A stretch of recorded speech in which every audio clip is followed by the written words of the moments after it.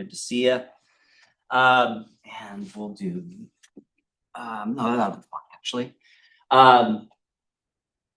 Yeah, any questions about this? Get it done early, you get EDCMs for it and all that. Okay, anybody have their Iron Jawed Angels thing? It's due today. If you got that, I'll take that.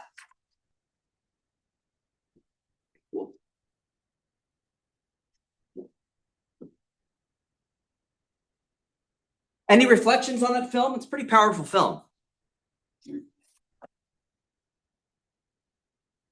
Anything strike you? Questions? I knew that to get like for women to be able to vote, but I didn't think it was like that hard to get it. Yeah, that's one of the values of that film. You read about that stuff in a textbook. I remember I watched that film also as a student. And I remember reading in the textbook, and I would see like a political cartoon from the time of a tube down a woman's throat. And I remember just having a thought like, oh, yeah, that sucks. And then seeing it dramatized in film, it was like, oh, that's what was going on. That's what it looks like. Why were they doing that?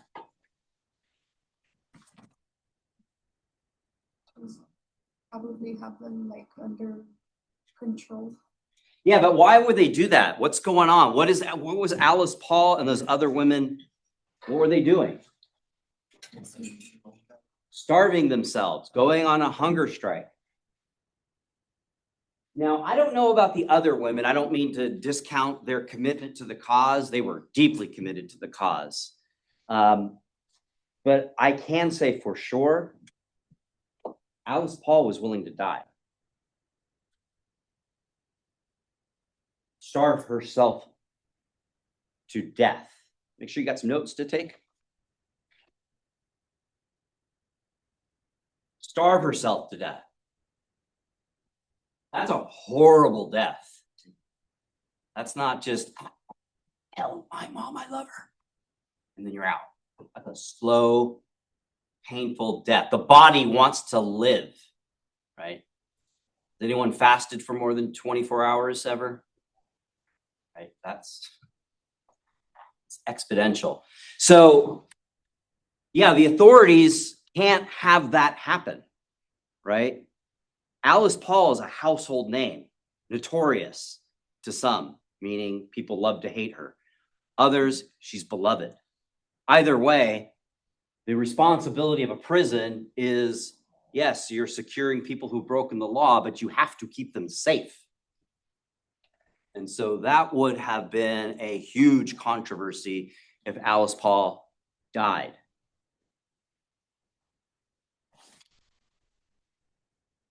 And clearly, it would have been a huge controversy because what law did she break?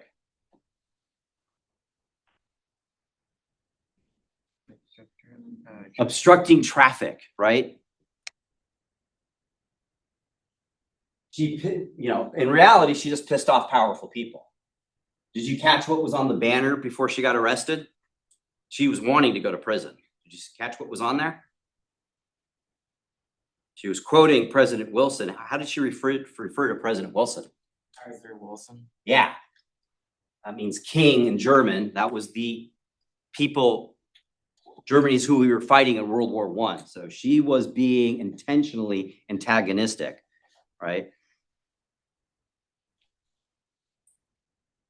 This is the problem with ego in politics, right? People are going to piss you off when you are in power. A true leader goes, well, that's what they think. I got work to do. Not put them in prison. So this is what's referred to as first wave feminism is what we're seeing here. What is feminism?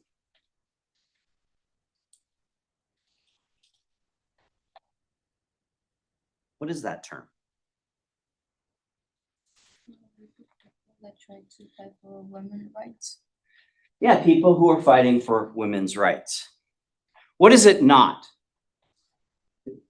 Because this term gets confused. How many here people would consider themselves a feminist? if you feel comfortable raising your hand.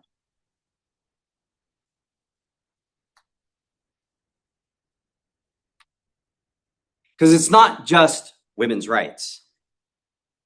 Understand when you just say I'm fighting for women's rights, you can also say I'm fighting for human rights.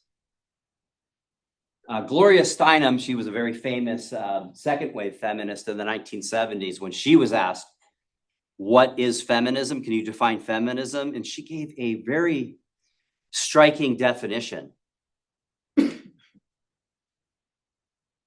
Feminism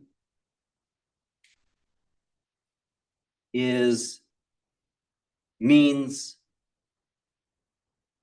that you understand that women are people. So we sort of lose sight of that if we just think, oh, they're just fighting for women's rights, as if they are separated for and not connected to men's rights. Right?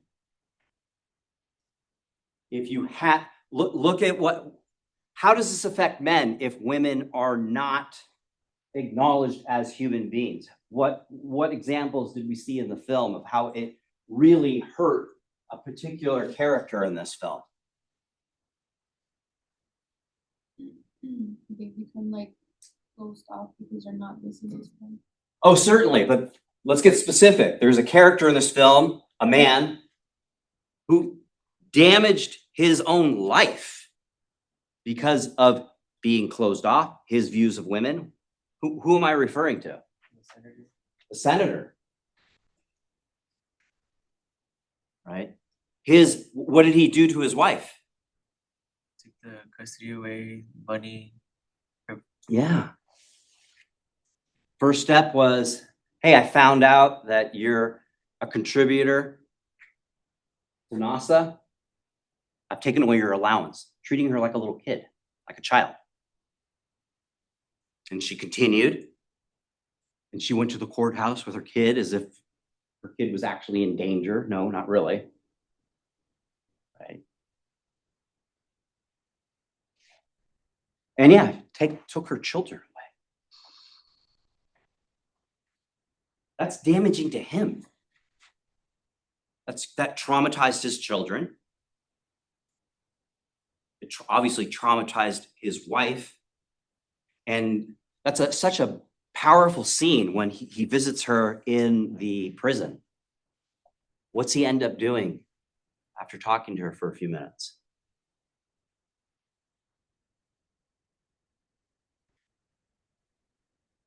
I've watched this film probably several hundred times over the course of my career. He totally surrenders to her. I am sorry. Bows his head. I've been in that situation with my wife. I am so sorry. I know exactly what was going on with him. That's just somebody caught up in his ego, thinking I'm right, I'm going to do, and then you get called out, and it's just like, and now he's in front of his wife who's starving to death. I'm only doing this for my girls. And he immediately understands what she means by that. What does she mean by that? I'm doing this. The only reason why I'm here is for them. But that doesn't happen to them. Yeah. Having somebody, and again, it's damaging to him. You saw that one scene of him with his tie kind of disheveled, his hair was a mess. He's sitting alone, reading the poetry of his wife, who was hiding it the whole time. That was a deeply dysfunctional marriage. Did you kind of appreciate what was going on when he's coming home to tell her the president has declared war, World War I against Germany? What was she doing prior to that? She was like rehearsing how she was going to tell him. Yeah. How is that manifest of a really dysfunctional marriage? You shouldn't need to do that. You need to like trust your partner. Yeah. Hey, if you have a problem with your spouse, boyfriend, girlfriend, just an issue, a healthy relationship is, hey, you got 5 minutes? And no, I don't. Oh, how about when's a good time for you? Because I got some stuff I need to talk to you about. That's what healthy people do. But she's scared. So she's like rehearsing it. And I got something to say. She's trying to get the right tone. She's scared of her husband. That's not a marriage. So when we talk about feminism, when we talk about the patriarchy, it's not just, as you see, it's not just bad for women and children. The possibility that children can be ripped away from their mothers.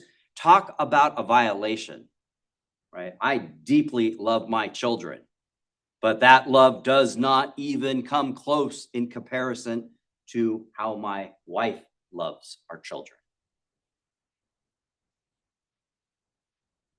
Those children were part of her body. I had to kind of warm up to my kids. That's a real thing. Like, you're just like, it doesn't do anything. Okay, cool. I know I'm exaggerating, right? It's deeply meaningful, but that's a real lived experience for a father. You're like, okay, cool. Yeah, I'll change diapers if you're real helpful, but it doesn't talk. But I think there's something entirely different going on with a mother. That's a real thing, right? Mama bear. And you saw that. I think they characterized that well. She was pissed off at that point. Everything clicked for her. So she was willing to do whatever it took after that to change not just the family dynamics, but writ large for society.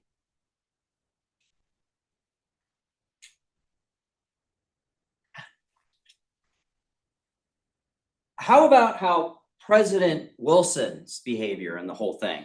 What was he? So that scene after the parade, what were they able to leverage out of that with all the publicity? What were they able to accomplish that brought them a little step forward? Carrie Cat thought it was a ridiculous idea.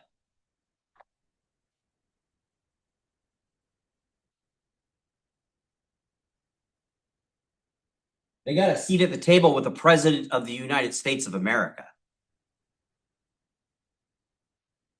That's no small feat. How many of you guys have been able to sit down with the President of the United States of America? But what was his attitude? He needs to learn more about it. Yeah, he was totally patronizing them. Like, oh, I've never heard of this. Interesting. I've got bigger matters to attend to. Yeah, let me educate myself. And I'll get back to you, little ladies. But what's he end up doing towards the end of the film? Advocating for them. Advocating for what specifically? Voting rights, equal rights. Let's get specific here so we know what we watched and why this is important. What did they accomplish ultimately? The 19th Amendment. He was addressing Congress saying, hey guys, I think it's time for you guys in Congress to draft and pass the 19th Amendment so it can go to the states for ratification. How did he get to that? Because obviously that was low on his priority. He was a typical man for his time. He was a complete white supremacist too. Theodore Roosevelt had got African Americans in federal employment, lower levels and all of that, and bureaucrats. Wilson got in and fired every Black person and Hispanic person that previous administrators had hired. And he definitely had no patience for women's rights. But here he is in front of Congress now. Hey, 19th Amendment, Congress, pass this. How did he get to that point? He made him look wrong with the little note, the senator guy. Yeah, right. Again, when I paused yesterday, the whole point of an activist is to put yourself in a position of suffering, to get the sympathy of other people who might not even care about your cause. They might even be hostile to your cause. But you see people getting hurt and going, yeah, I don't really care about women's rights, but that shouldn't be happening to them. They're force feeding them? Why are they force feeding them? Why are they willing to starve to death? Yeah, I guess it's not such a big deal if they want to vote. Why does that matter?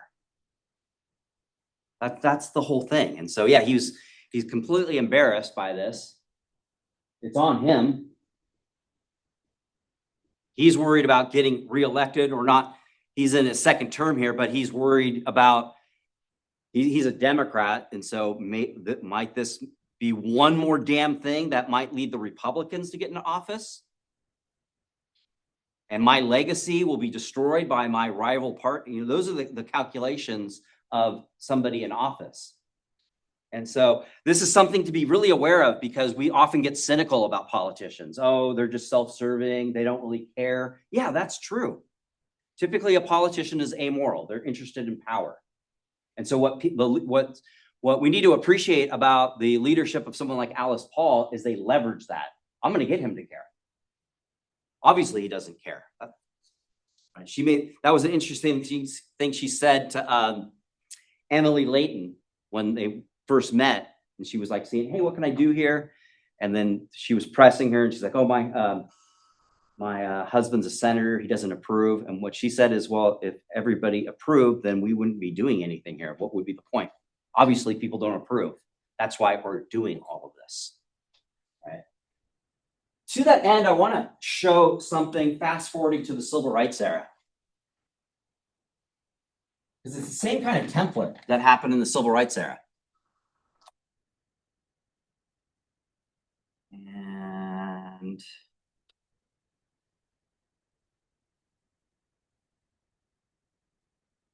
here we go.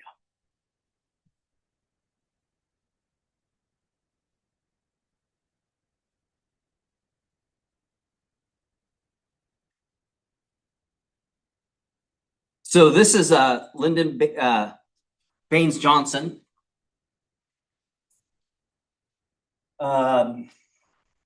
He's very well known for passing the Civil Rights Act of 1964 and the Voting Rights Act of 1965, which was the Voting Rights Act of 1965 in particular. It got rid of poll taxes, literacy tests, for states that had a historic behaviors of making it difficult of people who are not white to vote. If they wanted to change any of their voting laws, they had to submit those now with the Voting Rights Act to the Department of Justice for approval. That actually just got dismantled recently by the Supreme Court. But going back to here, this was hugely consequential, and it resulted in people who are not white voting en masse. And finally, going back all the way to Reconstruction, finally getting people in their community to run for and to win political office so they could represent their communities, so they could make sure that people in their communities had things like healthy drinking water, right? Clean air, access to legitimate police enforcement rather than police being antagonistic to their communities. That's what's important about having somebody represent your interest in a community. So real lived consequences. So let's take a look at part of his speech and talk about how he got to this point. This is a good old boy from Texas. Mr. Kennedy, can you tell me which speech it is so I can read a transcript of it? Yeah, this is the, in fact, hold on a second. Let me put it, one sec. I'm going to put it in the chat. But this is the President Johnson's March 15th, 1965 voting rights speech in Congress. And I'll put the Google link in the chat for y'all. And then I don't know what the quality is going to be like, but I'll share it with you as we're watching. So here we go. Not be over.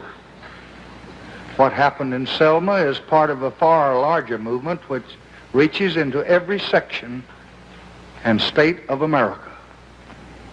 It is the effort of American Negroes to secure for themselves the full blessings of American life.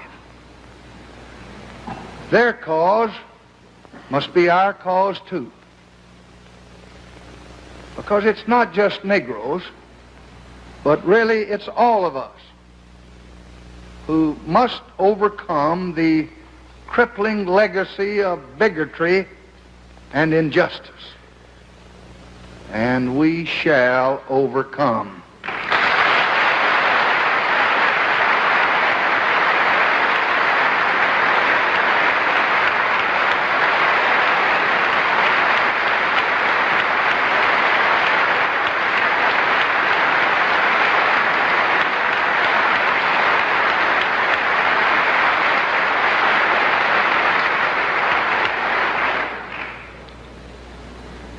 As a man whose roots go deeply into Southern soil, I know how agonizing racial feelings are.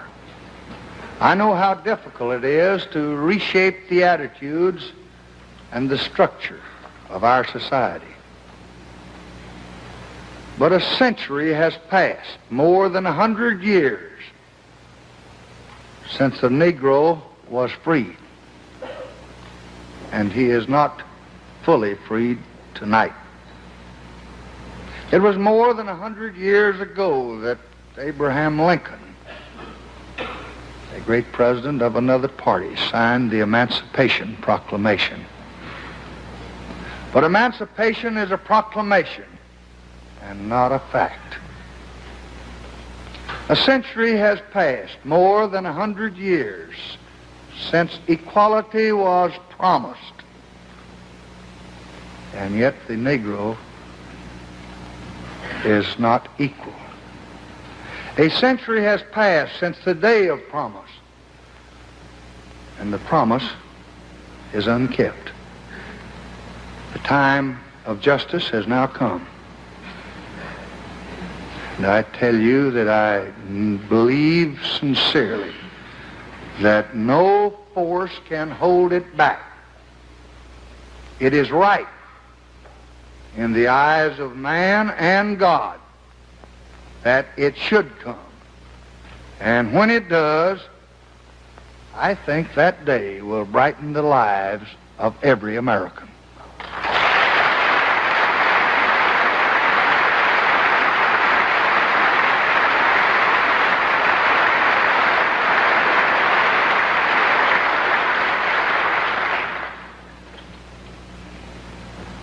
For Negroes are not the only victims. How many white children have gone uneducated? How many white families have lived in stark poverty?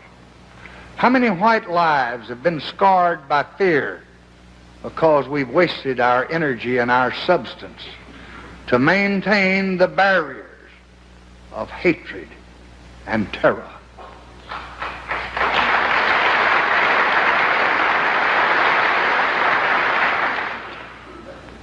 And so I say to all of you here and to all in the nation tonight, that those who appeal to you to hold on to the past do so at the cost of denying you your future.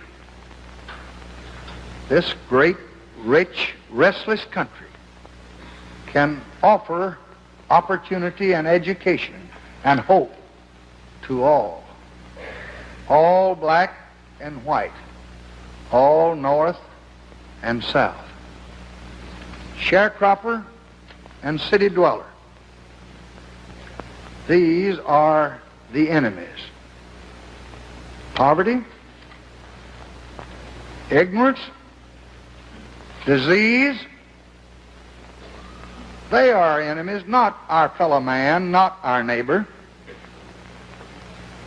And these enemies too, poverty, disease, and ignorance, we shall overcome.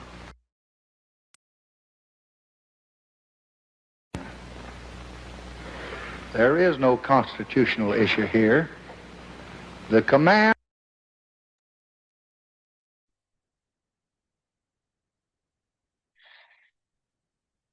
How do you think good old boy from Texas, Lyndon Baines Johnson, came to having to give a speech like that?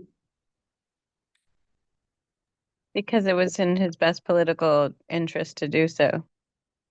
Yeah, he got pushed into that. You had in 1963, right, Martin Luther King Jr. having 250,000 people on the lawn of DC between the Washington Monument and the Lincoln Monument. He mentioned Selma. And understand what's going on here. What's part of the calculus for him is this is during the Cold War. What the Cold War was is basically not just a military conflict possibility between the Soviet Union and the United States. It's also a competition between two different societies saying, we've got the answers. Selma, if you don't, does anybody know what happened on Selma? The March on Selma? The march. Oh. Hope I lost you if you're talking.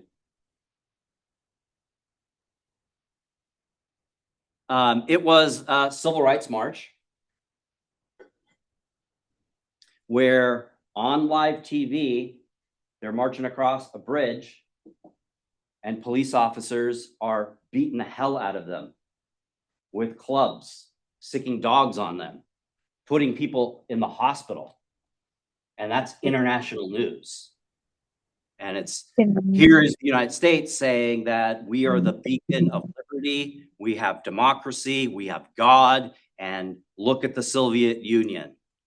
They don't have God, they're not a democracy, and it's on full display. Oh, you really have a democracy?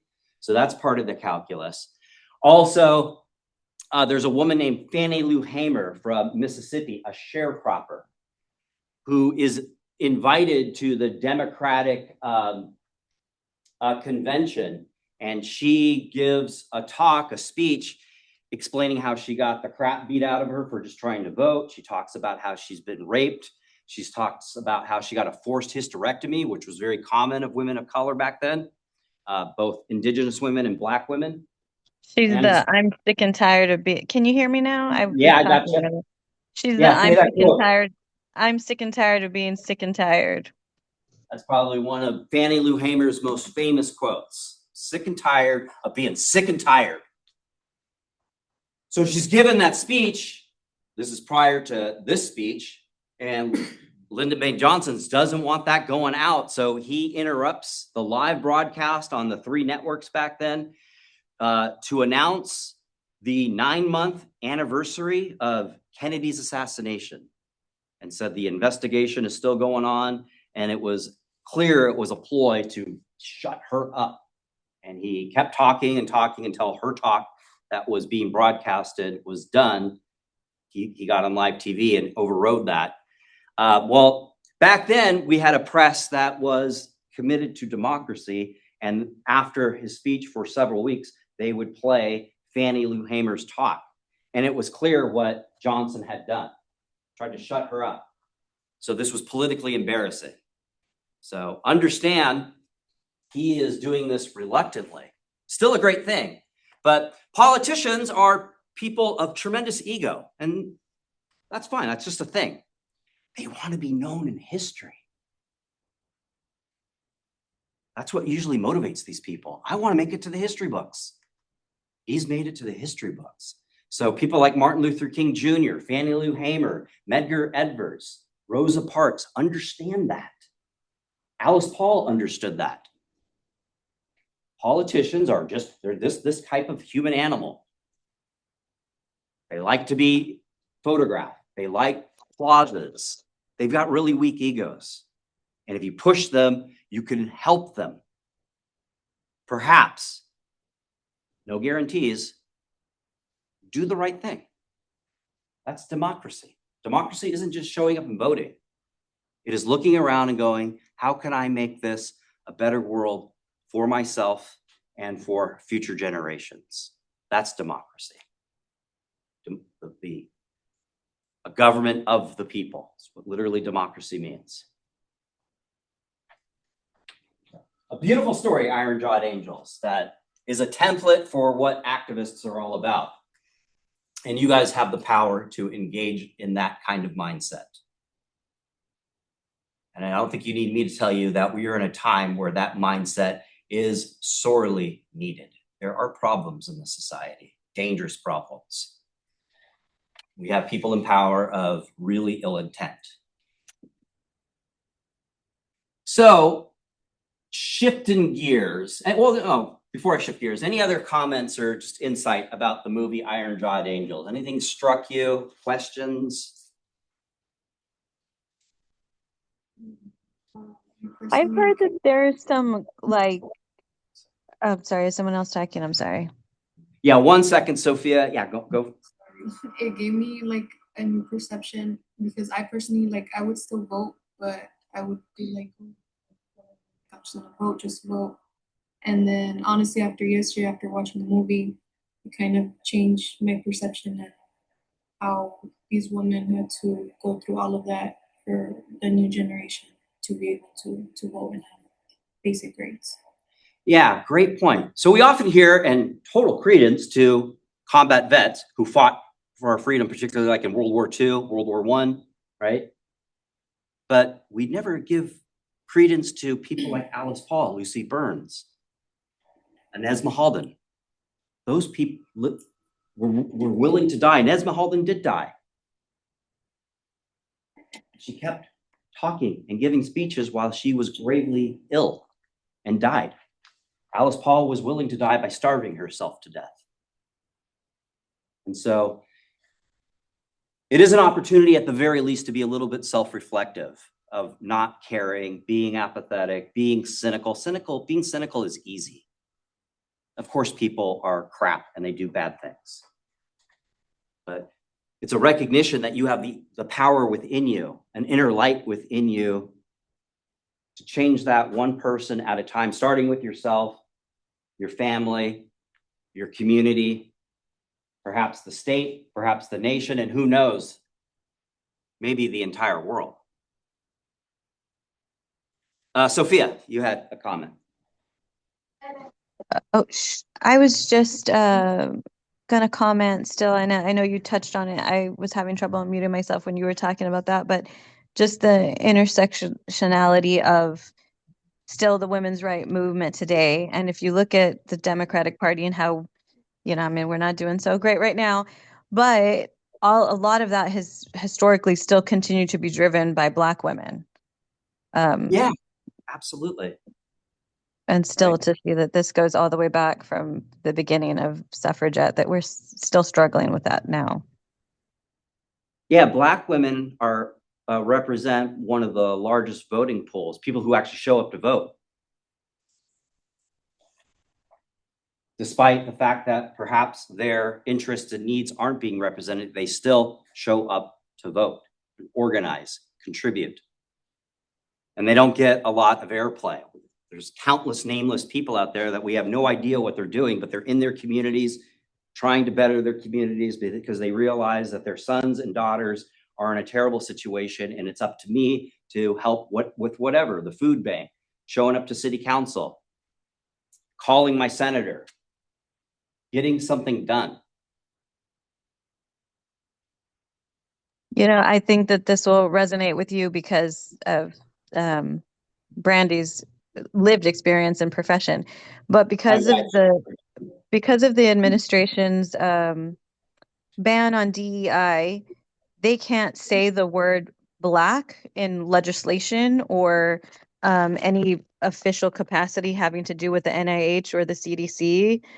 So the leading cause of death in women in America is Black women dying of sepsis, which is an infection so bad that it's gotten so advanced that it's now in your bloodstream. And the second most cause of maternal, sorry, my kids are freaking out in the back, is Black women dying of preeclampsia, which is basically really complex, but essentially high blood pressure. But those are the two leading causes of women in America. But when the ACOG, which is the Association of Gynecologists, met this year to discuss the leading issues in gynecology, they couldn't bring up the top two things because they couldn't say Black. Yeah. And everything she says also applies to Hispanic, Mexican American women who have, For sure. Just- Yeah. We don't even get the recognition to say that we're not being recognized. yeah, and that's a problem because if you can't talk about it in legislation, then you can't address it and fix these problems. And understand beyond the race dimension, what we're talking about is class. So this is the problem with race, is it obscures class issues because a lot of the issues that Sophia just brought up also apply to poor white women. If you don't have medical attention through the duration of your pregnancy, you can't just go to a doctor because it costs money, and you don't have insurance. These things that Sophia brought up have a tendency, and since Black women and Hispanic women, Mexican American women disproportionately represent the poor class, they are disproportionately represented to these challenges. Now we can't talk about it in Congress. And this is not new. In the 1830s, they had the gag rule.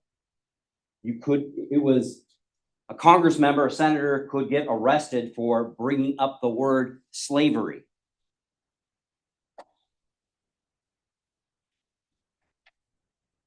That's just how kind of shallow some people in power are. What are you afraid of? If it's not an issue, then what does it matter if somebody brings it up? You could swat it away, but why wouldn't you want to address the health concerns of millions of women who are giving birth to the next generation? Why can't we talk about it? Are there things, how can we allocate funds to help these people? To get them perhaps free medical care while they're pregnant so they can have a healthy baby.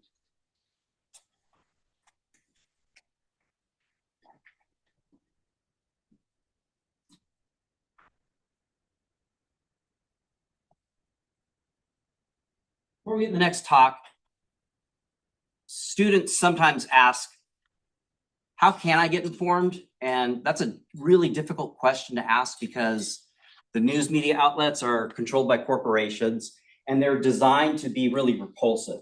I don't actually blame anybody who says, I don't want to be informed, because you turn on CNN, CBS, Fox News, and what happens? You got people yelling at you, yelling at each other, calling each other's names. Who wants that smoke? You got enough smoke in your personal life. Why am I going to bring in that noise into my living room or into my earbuds? This media outlet based in YouTube is a place that I highly recommend to students that are interested in being informed about what's going on. It's called Breaking Points, and I'll explain why in just a second.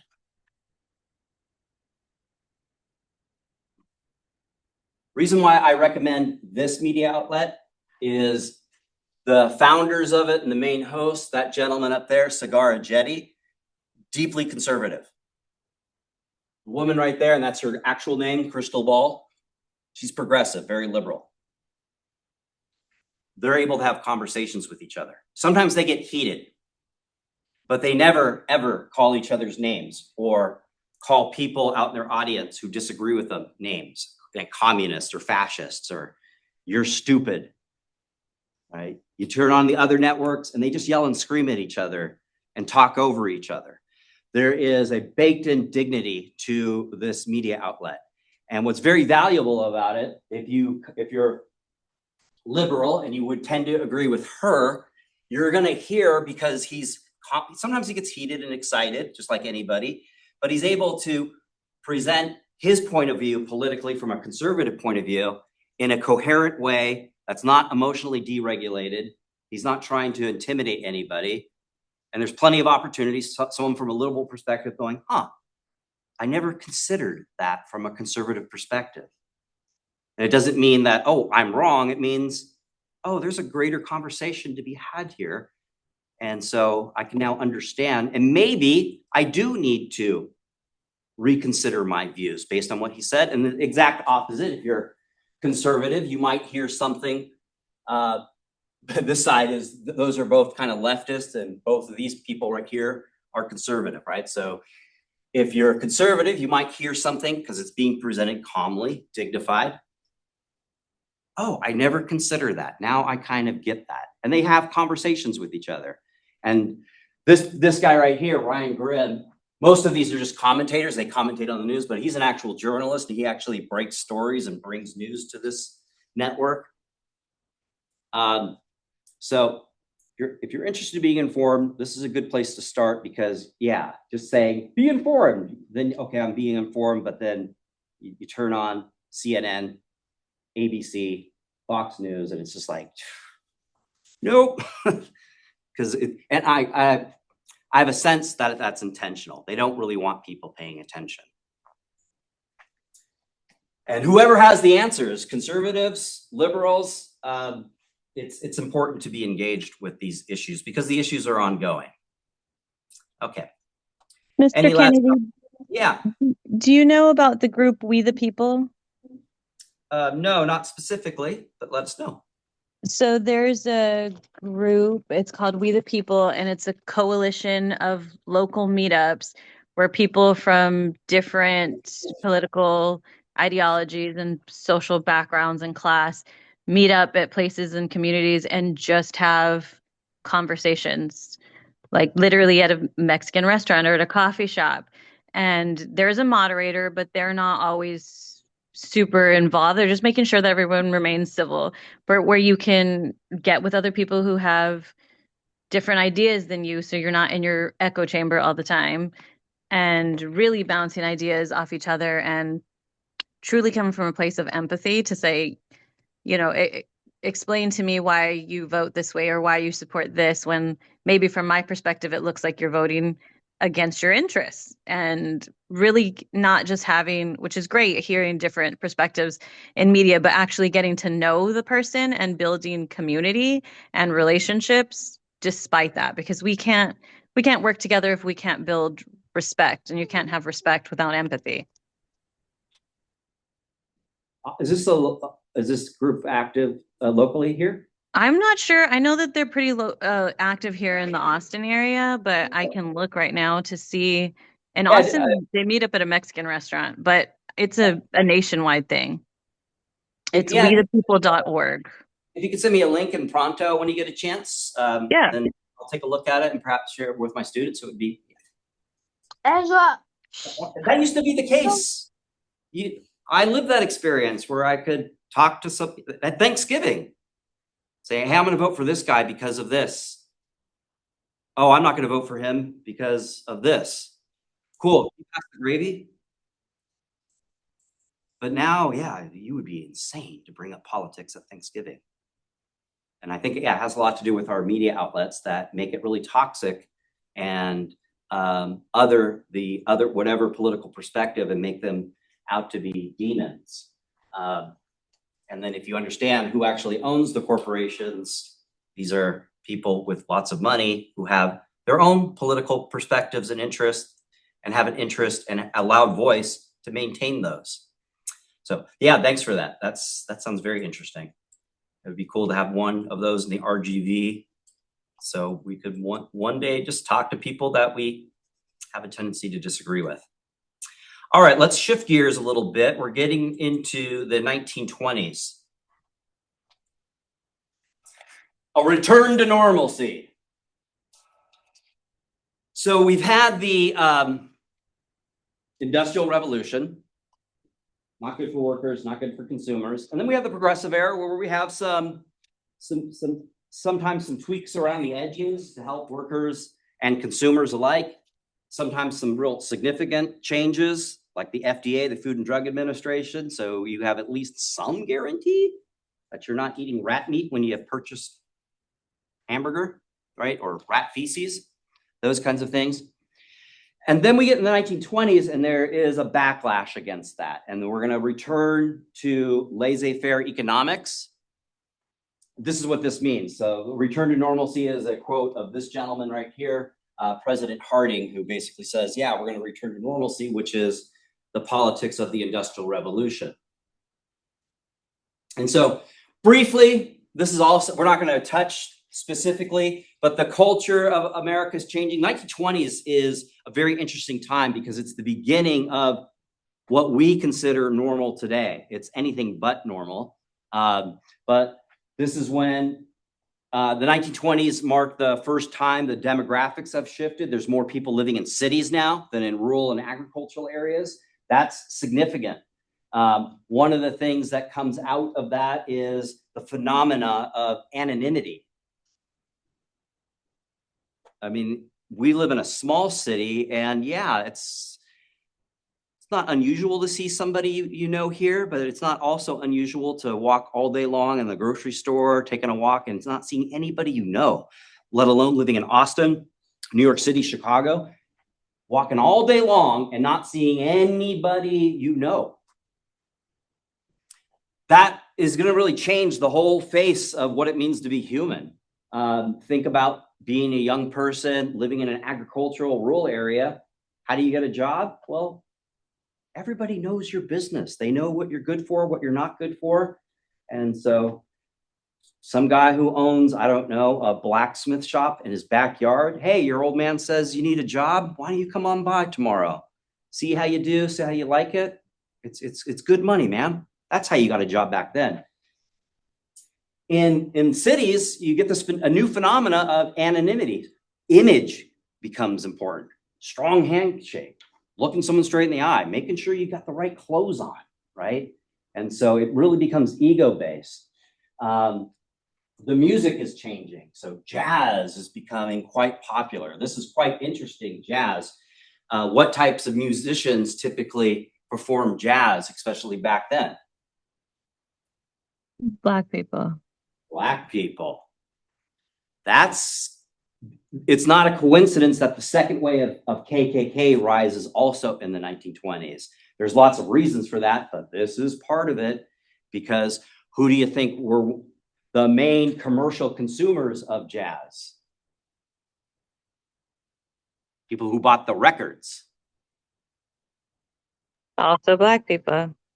No, they're hurting, so they're not spending their money too much on records. Yeah, particularly white young women and men, but that's a concern. White women are going to these jazz clubs and having a real good time.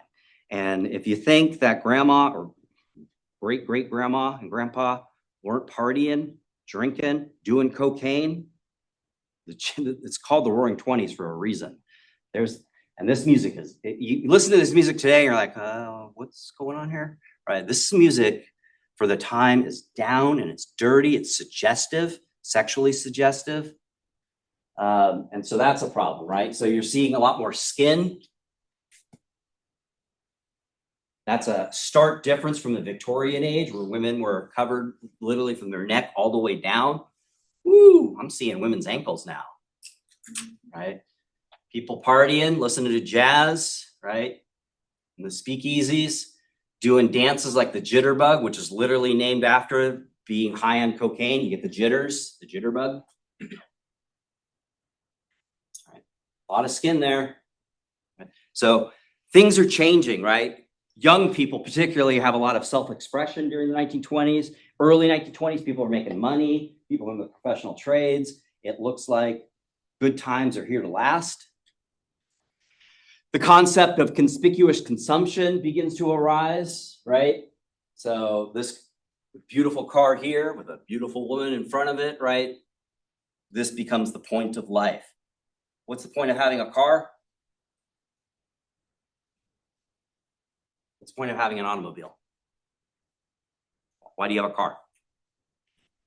To have sex in your backseat in the back row. Definitely in that, yeah. But yeah, really the point of having a car is to get to point A to point B, to get to work, to get to school, to maybe go somewhere to have fun. This is extra, right? If you have this car, you can advertise to people, look at me, I made it.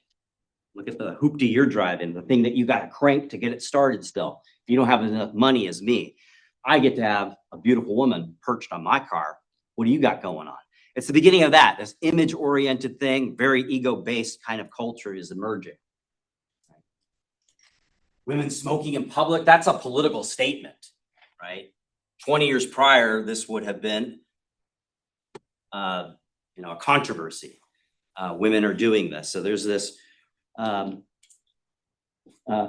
mixed in with this, though, there's also this conservative reaction. What is happening to our young people? Women are showing skin, women are smoking, women are taking drugs, women are hanging out with black men. A lot of the civil rights movement, yes, we give, and rightfully so, credence to the activists involved, but underpinning that, especially when we get to rock and roll, which jazz, rock and roll, jazz basically develops. Rock and roll is basically a mixture of jazz and blues, black music. Do you literally know what rock and roll means? Think about it. And think about, especially in the 1950s, you ain't nothing but a hound dog, you shook me. They're innuendos. Oh, yeah, rock and roll. That, what we would say today, hooking up. So young people back in the day would say, hey, do you want to rock and roll? Instead of hook up, Netflix and chill. Rock. So when rock and roll comes on the scene, and rock and roll was around for 10, 15 years before white community got aware of it. The juke joints in the South. You want to just Google early blues. It's very suggestive. It is nasty music, very sexually suggestive music. And so what Elvis did, for instance, he put a white face, dance. That was very controversial. All that hip shaking and all of that. People were like, what the hell's going on? But it's not just him. People like Chuck Berry are becoming commercially viable. Chuck Berry, an African-American musician who's showing up to these shows, both young black and white people showing up. They would have, like nylon dividers. Black people dance over here, Hispanic people dance over here, white people dance over here. Well, the music starts kicking, that backbeat of rock and roll, those things came down, and these people are dancing together. Young people are getting to know each other, having some fun, and looking at their parents going, what are you guys so uptight about? Right? This is fun. Okay. So I just wanted to touch on that because we're not really touching on the cultural inputs of the 1920s in the lecture. We're looking at the political landscape of the 1920s. So we'll be taking a look at the, and during the 1920s, we're focusing on the Republican Party in this thing. This is not so much a problem because the Republicans are in charge, and we'll talk about why the Republicans are in charge in just a second, but this is always a problem. If it was just the Democrats in charge, or just the Republicans in charge, or just one party in charge, well, now other voices aren't in the table, and you create political echo chambers and affirmations and reaffirmations of what we're doing is correct, despite what's actually happening on the ground, right? We'll compare 1921 to 1933 with the Industrial Revolution very briefly. The internal and external tax structures of this time period. Explain specific ways 1921 and through 1933 domestic program led to the collapse of the economy, the Great Depression. And we'll examine the last president of the 1920s before FDR takes power, Herbert Hoover's response, because when he becomes president, that's when the Great Depression happens. So we'll look at his response. So these are the three presidents at the time of the 1920s, starting with Harding, Coolidge, and then Hoover at this time. So prior to these presidents, you got this guy right here. Take a look at his teeth.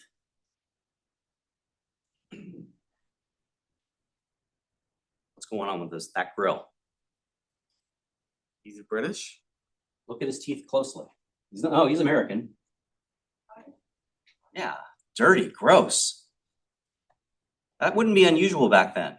You think he could get elected today with a grill like that? That's just dirty teeth. It's what happens if you don't have a dentist and you don't care. It's very instructive. That wouldn't be uncommon, right? He's got crooked teeth. There's spaces in them. He could be the best politician ever, have all these great policies. He opens up his mouth today. No way he's getting elected. This is the 19 teens, the 1920s. a lot of the stuff that we consider normal. We got photographs now, movies, radio, right? There is more of a sense of image is important at this time, right? This is just what happens when you get older, right? You don't have, every 6 months I go get my teeth cleaned. If I didn't go to the dentist every 6 months to get my teeth cleaned, if every time I smiled, you guys would be like, put that away, please, right? Well, he's got a lot of problems, but yeah, he did a lot of reforms. He is considered, there's 3 presidents during the progressive era. You've got Roosevelt, you've got Taft, and then you've got Wilson. Both Roosevelt and Taft were Republicans, right? And he's a Democrat. During this time period, there is a bipartisan effort. They have different approaches, different solutions. They disagree with each other on the approaches, but everybody in the 19 teens from 1901 to 1917, representatives, senators, presidents, governors, state assembly members, is we've got to do something to regulate industry so it's not just running roughshod on consumers and the working class and creating hellscapes in our urban areas. Well, you remember in Iron Jawed Angels, what was we came into the beginning of that film when during the parade, that was his first term, his inaugural address, right? So 1912 to 1916, trouble is brewing in Europe. World War I is beginning. And did you catch what some of so then he's going to run again in 1916. What was his political campaign promising the American people? No wars. I'm not going to get us involved in the European war. You vote for me again, no way in hell are we getting involved in that war. So he gets elected, and then what happens? We get involved. So typical politician, he breaks a huge promise, right? That's a big promise to break. That's not just, hey, I said I was going to raise taxes. No, young men are going to die and have horrific experiences over there. Now, to give grace to him, why this is happening, and to also give us a greater understanding of why the progressive era was so important, is the reason why he had to break that promise is the federal government, through the Industrial Revolution, through much of the progressive era, has no way of regulating the banking industry. Today they do. We hear a lot of criticism of the Federal Reserve, and a lot of that criticism is warranted, but they have control over the entire banking industry by virtue of they set the interest rates. So if the economy is hot and heavy, inflation's going up, they could raise the interest. If the economy is starting to go down, they could lower the interest to stimulate growth. Well, what's going on as Europe, like particularly England and France, are at war with Germany, is American banks are lending recklessly to those governments for their war machine. And this, it's known to be a problem because what happens if they can't pay them back? Those banks go out of business. And you understand why banks are important despite how problematic banks are and how much we love to hate them. But what service do they provide us? Hold on to your money. That's the least of what they do. But yeah, they hold on to your money so you can manage your money a little instead of putting your money under a mattress where somebody could take it or steal it or you lose track of it. It's easy to spend money. But what else do they do? Well, how does it keep it circulating? No. They Loans. How many of you guys have $30,000 in your pocket to buy a brand new truck? Where do you go if you want a brand new truck or a home? You go to a bank and they go, cool, here's your money. Try to pay it back in 5 years. We're going to get interest on this. So it's a win-win situation. You get a new thing, a home, a car. That keeps the economy rolling.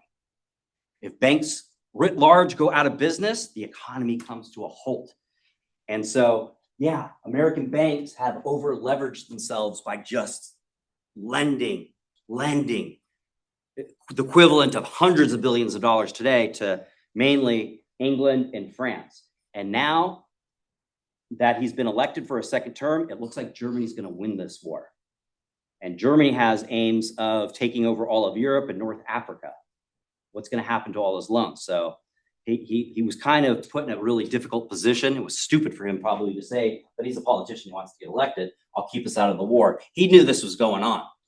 what the federal, he's responsible for the Federal Reserve. Lots of problem with the Federal Reserve, but it was the first time that there's a central authority that, banks can lend whoever they want today, but if they're lending recklessly, the Federal Reserve can go, okay, we're raising interest rates to curtail this reckless lending that's going on, right? That was just going into effect as the United States was getting involved in World War I.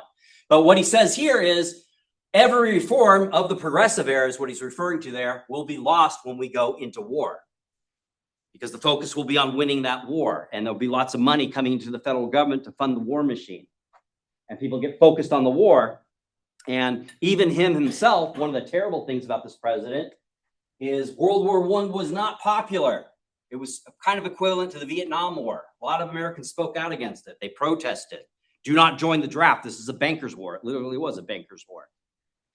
And so they passed the Sedition Act, where if you spoke out against the draft, the war, spoke out against the United States of America, you can get sentenced to 20 years in prison and a $20,000 fine. $20,000 back in their money back then. So I don't know how much that would be today, hundreds of thousands of dollars today. That tends to happen during war, because if he's taking his country to war, what is his main objective? Winning To the win. war. And to win it as soon as possible. The last thing a president needs is a war to be politicized. So you also see during World War I a very robust, aggressive propaganda machine. Uncle Sam, you've all seen it. I want you. That was all part of this time period, right? A lot of propaganda attacking men's masculinity. Are you a man? Then why are you not registering for the draft? That kind of a thing. And that worked to a certain extent, but not enough. There's still dissent. So that's when we see these laws. That tends to happen during war. That's why we should be very careful about getting involved in wars. Abraham Lincoln, considered one of the greatest presidents in the United States, violates the Constitution all over the place in service of winning the Civil War. He literally took people's habeas corpus rights away. Habeas corpus is a very important legal term to know. It literally means show me the body. That means show me the body of evidence. So you arrested this guy, cops, DA, judge, show me the body of evidence that demonstrates his guilt. People during the Civil War spoke out against the war. Abraham Lincoln, you're just getting people killed needlessly. He had those people just put in a cage. You're just, shut up. I don't want to hear it. Right? He needs to win the war. World War II. Millions of Japanese Americans were rounded up and put into concentration camps. Their wealth was confiscated. During the Vietnam War, you had COINTELPRO, where activists were spied on by the FBI. The FBI was quite brutal to Black Panthers, to civil rights activists, to Vietnam War activists. War on Terror with the Patriot Act, right? You have no expectation of privacy if you own one of these things. The National Security Agency could literally turn on every one of your devices without you even knowing it to see what you're talking about. Turn on your camera without even knowing that it's on, see what's going on in your room. During times of war, people get scared, and it's unfortunate, but we are more apt during war to go, here's our freedoms, keep us safe, our dear leaders. So he's referring to that. And there was a lot of gains during the progressive era. And he's like, yeah, a lot of that's going to be lost. During the war, after the war, the Democratic Party becomes divided because of his broken campaign promise. Powerful Democrats are furious with him. And so now they're fighting, and this is why the Republicans are going to jump in the 1920s and clean house. They're going to control the Senate, they're going to control the House, and they're going to win all three presidencies during the 1920s. It's not that they are Republicans or Republicans are bad and caused the Great Depression, but there are no Democrats going, hey, yeah, maybe raising tariffs is a bad idea. Maybe lowering tax rates for the wealthy is a bad idea because of this. So there's no argument within the halls of Congress. They're just passing laws and thinking that this is going to stimulate the economy. So let's take a look at that. So just real quick, both eras, the Gilded Age, late 1800s, what we studied before, and the 1920s. They're both going to be very business friendly. You got regulators now. Federal government has passed laws looking at food, looking at drugs, looking at monopolies. Republican administration are going to hire those regulators to be very business friendly and look the other way during this time period.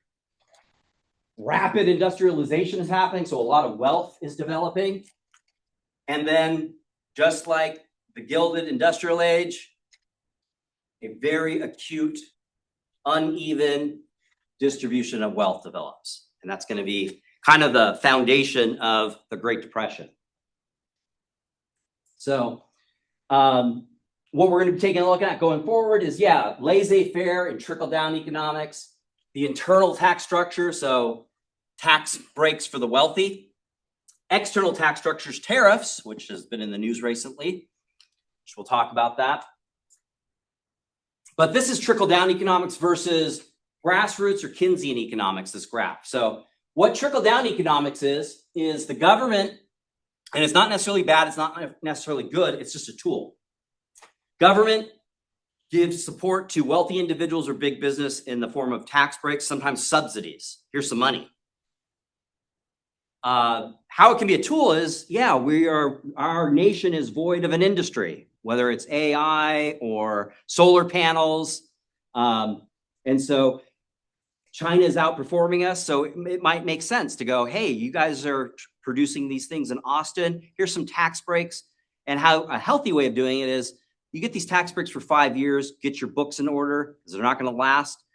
And the idea here is you get tax breaks and that industry takes that windfall, either tax breaks or subsidies, invests in their industry, then you can hire people.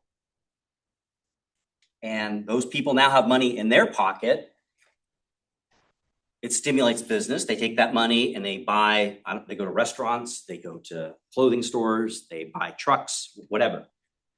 This creates more profits. And theoretically,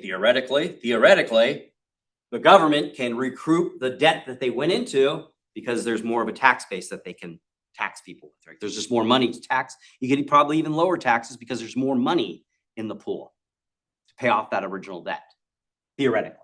The opposite of this is called Keynesian economics, which becomes popular in the 1930s under New Deal. Keynesian, it's named after a guy named Albert Keynes. He's an English economist. And so the main problem of the 1930s that pushes back against the pervasive argument that in an economic downturn, the market can self-correct. And what they mean by that is, and sometimes that's true. So the economy crashes. Well, what happens to the price of land or machinery or whatever a capitalist might need to further expand their business when the economy crashes? What's that? Yeah, they go down, right? And so when you hear people say, oh, the economy's crashing, the government shouldn't get involved, don't worry. Yeah, it's going to be rough for a couple of years, but prices are going down. That means people who have got some capital who are interested in making money in the future can buy up some stuff. And then and that in itself will stimulate the economy. They're purchasing stuff. They're purchasing land, warehouses, factories, the machinery for their factories, putting people to work. And then after a couple of years, the economy comes back. The problem with the 1930s is that ain't happening, man, because you got 25% unemployment. You got people with money with the stock market crashing going, I'm not going to invest in this economy. I'm not going to open up a new factory right now. Everybody's out of work. The stocks I had last year are worthless right now. So what Albert Keynes argued is, the government should go into debt. And instead of giving money directly to wealthy individuals and big business, give it directly to rank and file Americans. Give them checks. We saw this during the pandemic. American families got $250, $350 per child. There were stimulus checks of $1,200. And within a year, childhood poverty was reduced by 50%. So it had real results. Because what do people do if you get a check from the government?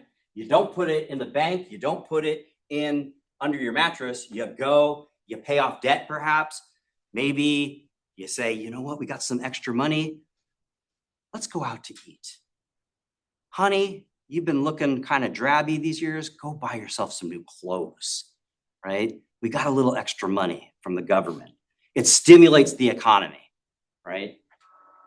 So those are kind of two different approaches. They're tools. The problem with these approaches, either way, is when they become ideological. Trickle-down economics always works. It should always work. Let's always do that. Keynesian economics always works. And then you typically get political parties that gravitate to it, and it becomes part of their platform. So typically, not always, but Republicans, trickle-down economics. Typically, not always, Democrats, Keynesian economics. That's a problem because it's not addressing issues on the ground. Maybe trickle-down economics works in some cases where a Democrat could say trickle-down economics for this industry, Keynesian economics for this community over here, that kind of a thing. So this is setting up talking about the external tax credits. Let me come back to this because I'm jumping ahead. Let's talk about this first. So this is all trickle-down economics, what you're seeing right here. So the Revenue Act, 1921, eliminated the wartime excess profits taxes. And pay attention to this word right here. Reduce the maximum marginal tax rates from 65% to 50%. What does marginal tax rates mean? That's really important to understand.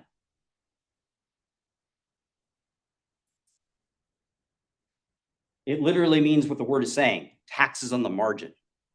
So that's important to understand because when this issue comes up, maybe we should lower taxes for the rich or raise tax, especially raising taxes for the rich.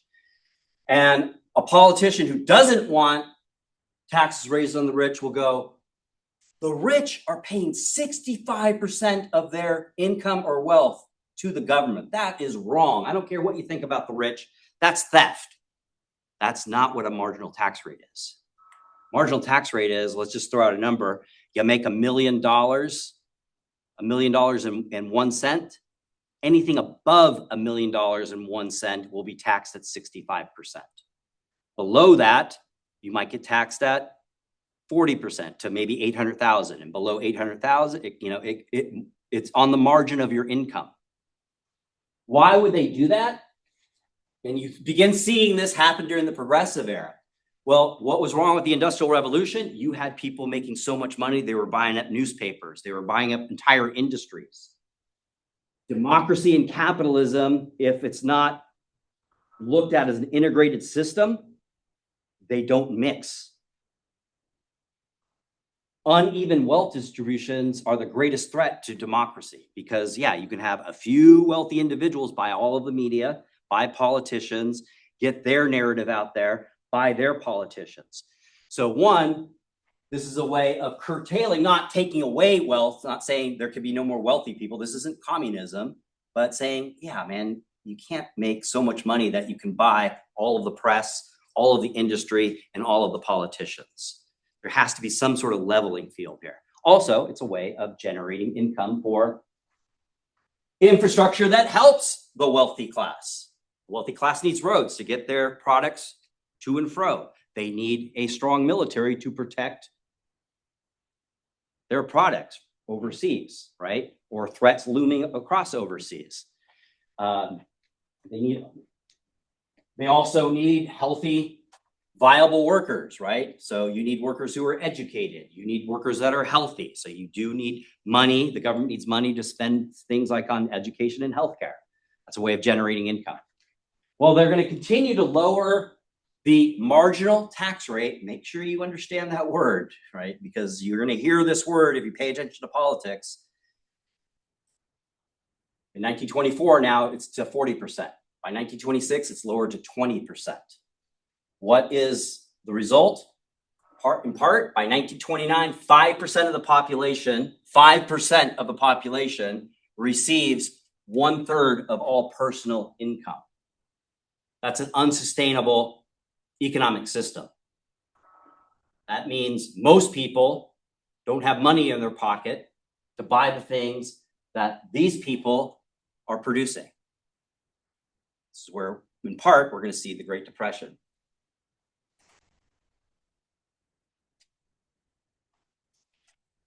See what's going on here? 91% in 1951. Why do you think that was the case? That was the case beginning in 1941 and would continue through the early Cold War. Huge marginal tax rates.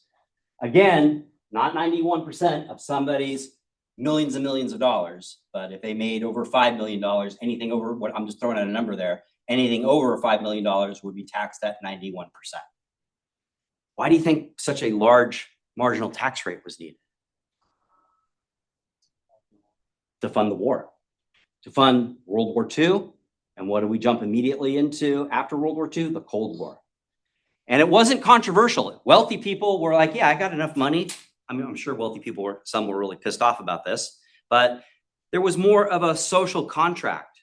Like, yeah, we're protecting ourselves. I've got the money. You know, after so much money, man, there is a point of diminishing returns, right? If you could buy any Learjet you want, any yacht you want, what does it matter if you're making another $1 million? I'm sure that hurts, maybe your ego, but this has been the case before. Marginal tax rates have been lowered in recent years, I think all the way down to 28%, right? It is in part why we today have a acute maldistribution of wealth, one of the reasons. Okay, so let's go back to this slide. They were out of order. This is from the Constitution, Article 1, Section 8, Clause 3. The Congress shall have the power to regulate commerce with foreign nations and among the several states and with Indian tribes. What is that referring to, especially the foreign nations? Other countries. Yeah, what are they specifically referring to? What does the Congress have the power? What do you think commerce is pointing to? What do you think they can do to regulate commerce? Think about taxes. Tariffs. Now, tariffs have been politicized. That's bad because tariffs can be just like trickle-down economics or Kinsey. It's a tool. And for the first half of our nation's history, we had high tariffs because we were a developing nation. Our current president, what he has done and why this is in part controversial is through executive order, he raised these retributive tariffs without Congress. The Supreme Court has shut all of these down, but a lot of damage was done. It was illegal what he did. It was objectively, the courts ruled it was illegal. It's supposed to be the Congress. Why should it be the Congress and not one person, the President of the United States, to raise tariffs on other countries? Because it can turn into like a dictatorship because it's like one person can do it, but it's to say that other people can't do it. Yeah, that's the biggest spectrum. It could be used in a very authoritarian way, but even less extreme than that, but that's certainly a concern. If one person is deciding, what could he possibly be in that decision?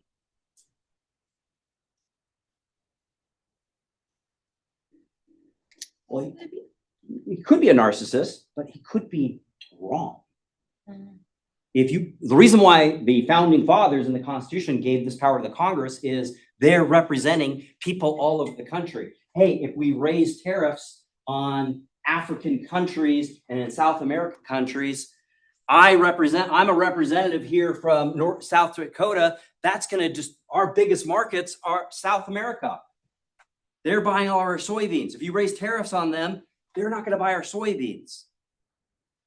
And one of the results of these tariffs that were raised is it's destroyed the farming industry in the Midwest. There wasn't a body of people who were like, hey, I get why you might want to raise tariffs, but you're not considering the people I represent.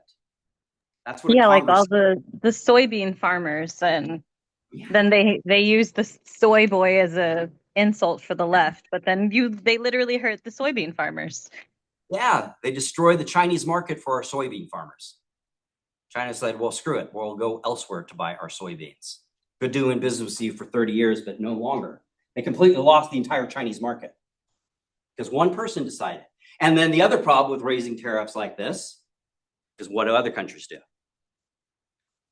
Use their own. They follow suit and they take like a political and financial revenge on us. And it's not good for anybody. Everybody's hurting in this world, right? But yeah, if the United States is raising tariffs, just not like, okay, yeah, we're having problems. We're having a trade deficit with this country, so we're going to raise our no, we're just going to raise our tariffs 60% on every country or 20% on every country. Well, every other country is going to go, well, and that means stuff that's produced here that would normally go there, people in those countries aren't buying it. And the other problem with raising tariffs is, yeah, this is not a tax on other countries. It's literally a tax on the distributor. So the first point of a tariff, it's if I'm going to a factory in Mexico to bring products to the United States, they're the first person that pays that tariff because I'm bringing products into this country from Mexico. And then I sell these products to Walmart or Target, and Target goes, oh, shoot, this is more expensive because you had to pay a higher tariff. And then where does the cost go? To the customer. To the customer. So it's again, tariffs by themselves aren't a bad thing.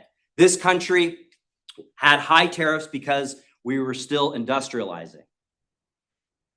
Where he was inspired by was President McKinley. McKinley, when he was in Congress, was all for raising tariffs high, keeping tariffs high. And then he became president.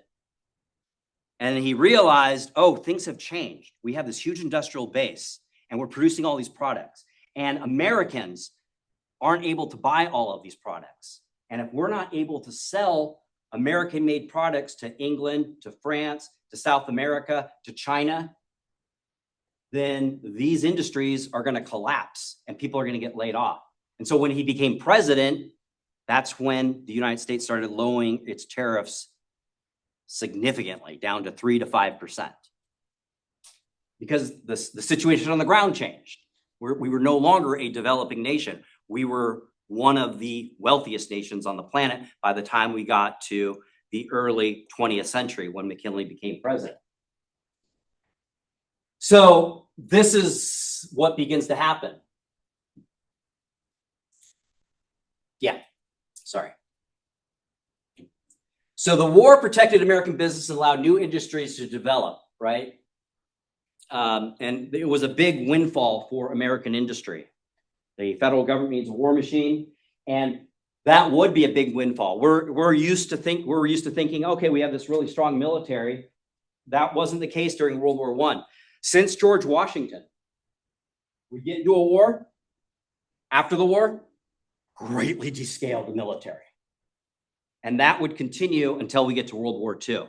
That was on the advice of George Washington, which is weird. You think about who George Washington was. He was a military man. He was president of the United States. Imagine a president of the United States telling Congress, slash military spending to a skeleton. He's going to lose today if he says something like that. Why would he do that? Why would future presidents do that?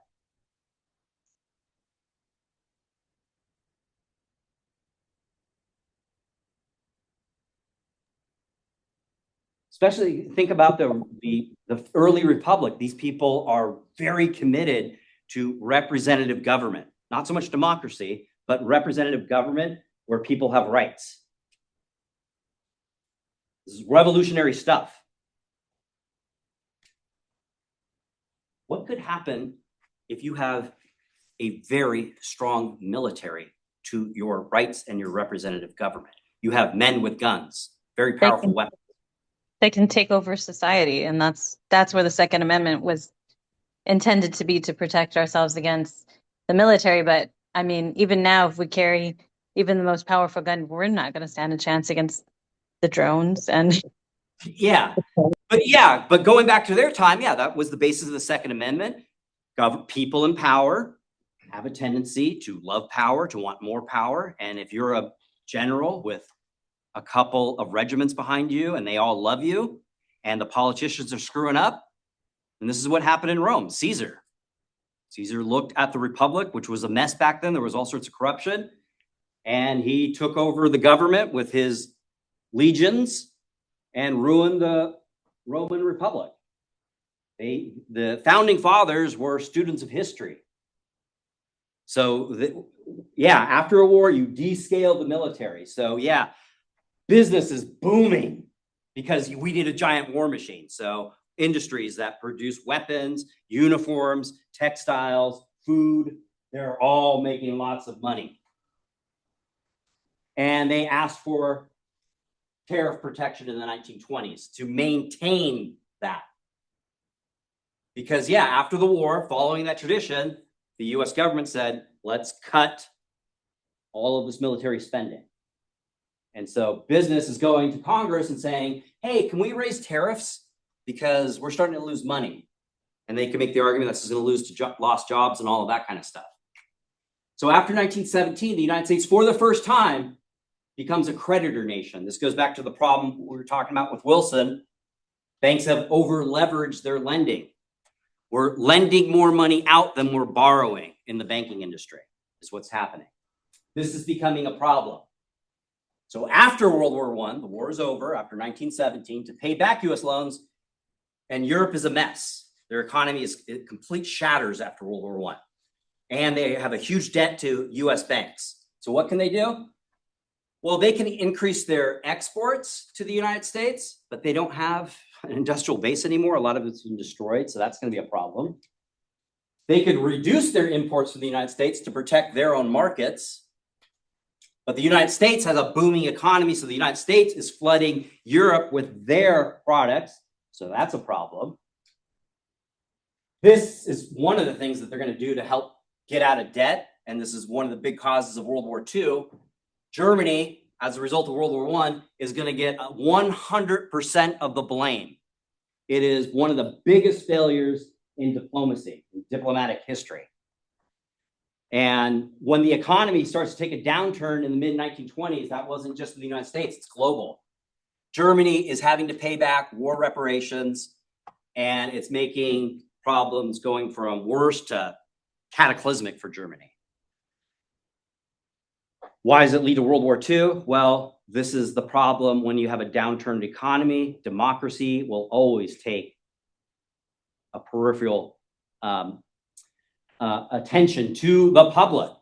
I don't care about democracy right now. Then you have somebody who rises to power, like Hitler, saying, vote for me, and he got democratically elected, and I will make Germany great again. And he did for a little while by taking away a lot of people's rights and whatnot, creating a fascist state. So that's one thing that they were doing. Take out new loans. Well, that's problematic. They're already over leveraged. That's not going to help them. Here's what they are beginning to do. We can't pay back loans, American banks. That's a problem. That's a problem. So, in a way of generating revenue for the federal government and for somewhat punishing other countries and to maintain those high profits from World War I, what we see in 1922 is something just outrageous, a 400% custom tax. It immediately launches a international tariff war amongst countries.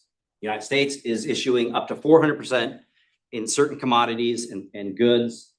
So other countries are following suit. So nobody's buying anything from anybody in the 1920s. What is the problem with high tariffs? So what high tariffs do is the equivalent of going to the gym and eating a bunch of Reese's peanut butter cups. And then maybe for about a half an hour, you're able to pump a lot. You got this big sugar rush, but after half an hour, you're just like, oh, dude, I shouldn't have eaten all those peanut butter cups. That's what tariffs kind of do for industry. It creates inefficient production, lower wages, artificial products, artificial faith in the economy, and speculation. How does it do all of that? Well, yeah, if you're raising tariffs on other countries, then it does protect, that's the whole point of a tariff. It protects industry in the United States. And so Americans are going to work. This is the early 20s. People are getting jobs, good paying jobs. And Americans are consuming American goods. That's the whole point of these tariffs. But what's since we don't really have in the 1920s economists who are collecting data, that doesn't happen until the 1930s, and reporting to the president going, yeah, but industry is having artificial faith in the economy, and they're opening up more factories, they're opening up more warehouses, they're employing more people, they're producing more goods than the American consumer can purchase, and European countries aren't buying our stuff anymore. So by the time we get to the mid-1920s, this is becoming a problem. But in the early 1920s, yeah, high tariffs, Americans are working, roaring 20s, jazz clubs, radios, vacuum cleaners, people are buying all of this stuff. Cool. Well, I'll open up another factory. I'll open up another warehouse. I'll keep producing. So inefficient production because there's not going to be enough American consumers to buy that stuff. And then, yeah, if you don't have other companies like we have today, like Toyota, that's like based in Alabama or Mississippi, along with Ford and Chevy. So if the amount of employers within any given industry is limiting, well, then that industry can go, oh, you want to work for me? And slowly they're beginning to lower wages because there's less opportunities for employment because other countries aren't setting up shop here to employ our workers, right? So yeah, there's an artificial faith in the economy, and then gross speculation. In early 20s, people in industry are making money in the stock market. They're making money in their industries. So they're buying up more stocks. They're buying up more land. And when that, especially when you buy up land, this is happening today. I bought my house I didn't buy it, I mortgaged it for $160,000. It is now worth $280,000. We bought right in time. I got an extraordinarily, I won't even say it, but it is a very cheap mortgage. You can't do that anymore in the Valley. Part of what explains that is legislation has been passed in the last 20 years to give investment firms the ability to buy up multiple single homes. So what's been happening in the last 5, 6, 7, 8 years is normally when you go to buy a house, the house is worth $200,000. And you say to the seller, we'll do 180. And then they say, no, how about 185? Cool, deal, right? Well, if you are an investment firm, a bank, or just a very rich person, and you're thinking what an investment would be to buy up all these single homes so I can rent them and wait for property values to go up and then I can sell this, 10, 15 years down the road. They're just coming in and going, oh, you want $300,000 for this house? Here you go. And I want that house too, and I want that house too, and I want that house too. That's what's happening today. My husband and I tried to buy a house in the Valley 4 or 5, maybe 4 years ago when we still live there. And we made 4 different offers on 4 different houses, and we got beat out by the cash price, like $50,000 every time. Cash price above asking from big corporations who are buying up all the houses in the old North McAllen area. That's happening all over the country right now. That's a big part of why housing prices are going up, right? And that's not an accident, or that's not just what happens. That is due to legislation passed by Congress to allow that to happen. It used to be you could only own so many properties, single home families in any given area. They deregulated all of that.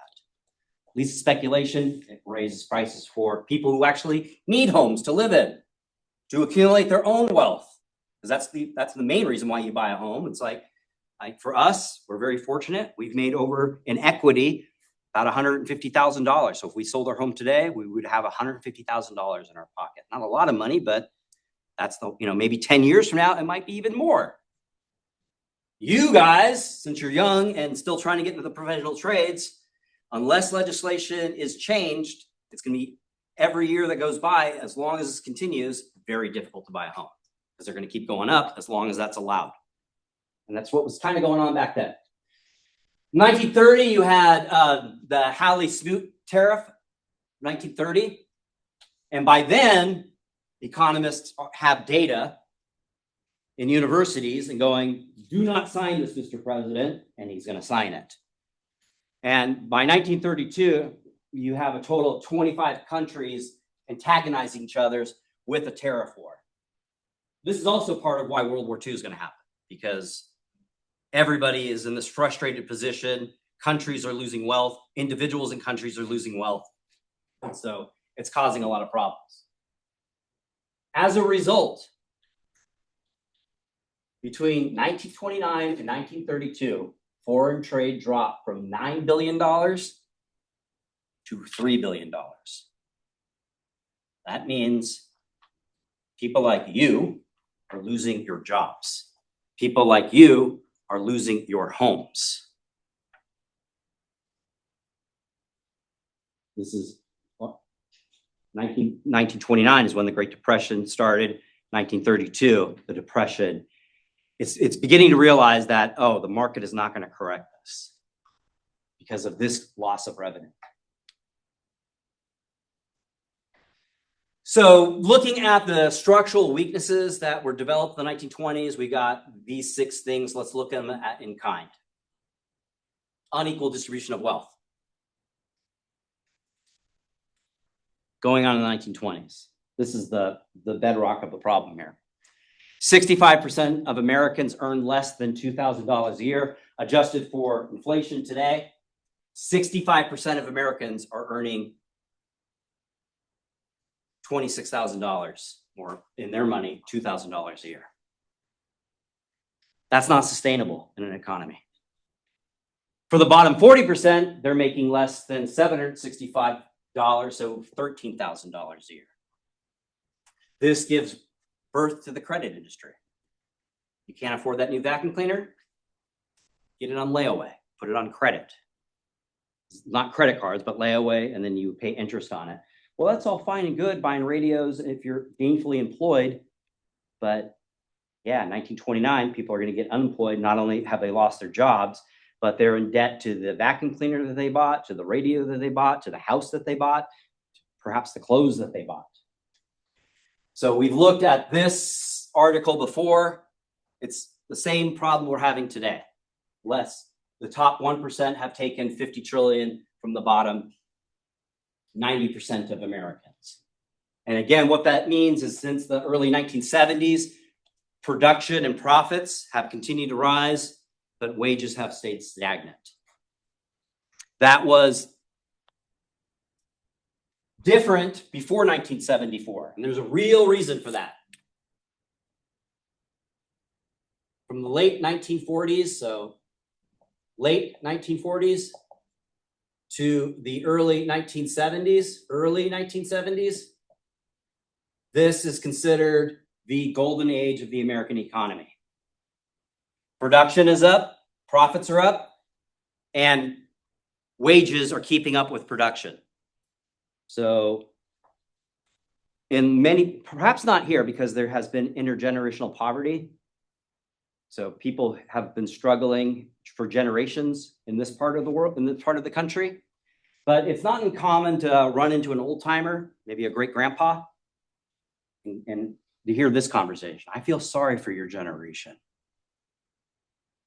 I didn't even graduate from high school, and I had a factory job, and I was able to raise my family of 5. We had health insurance. I bought my own home. I had a factory job. Why was this the golden era of our economy? A few reasons.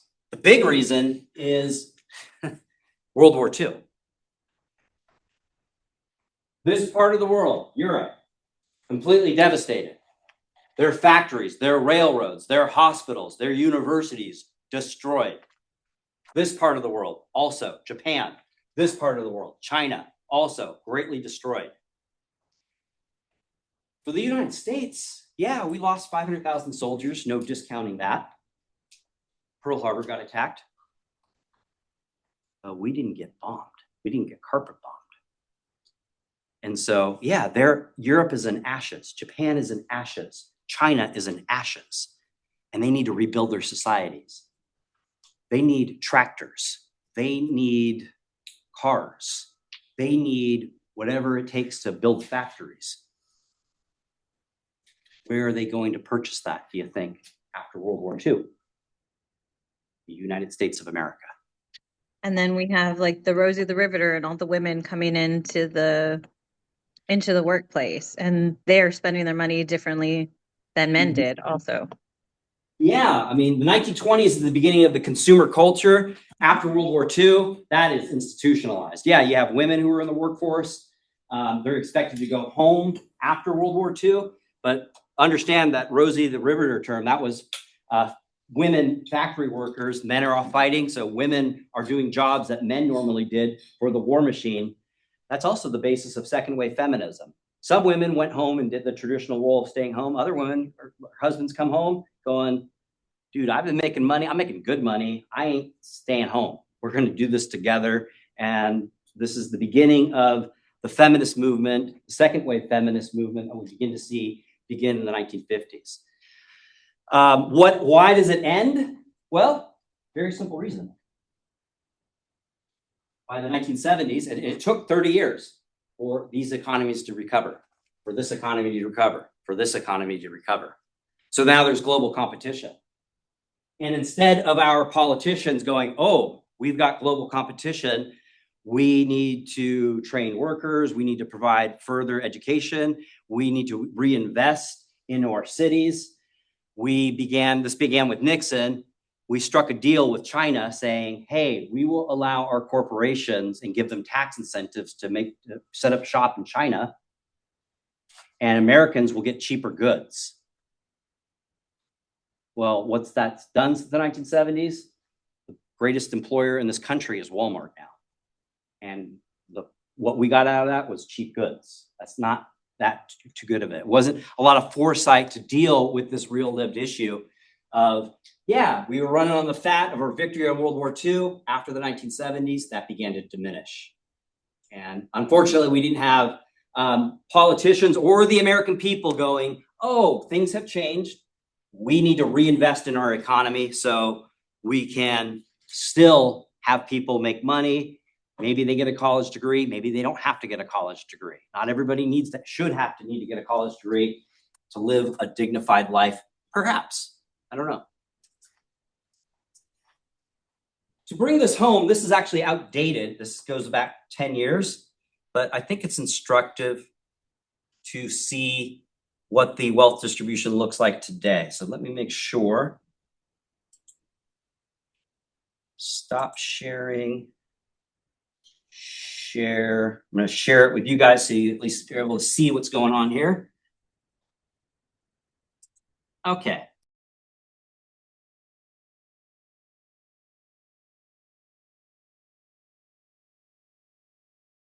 There's a chart I saw recently that I can't get out of my head.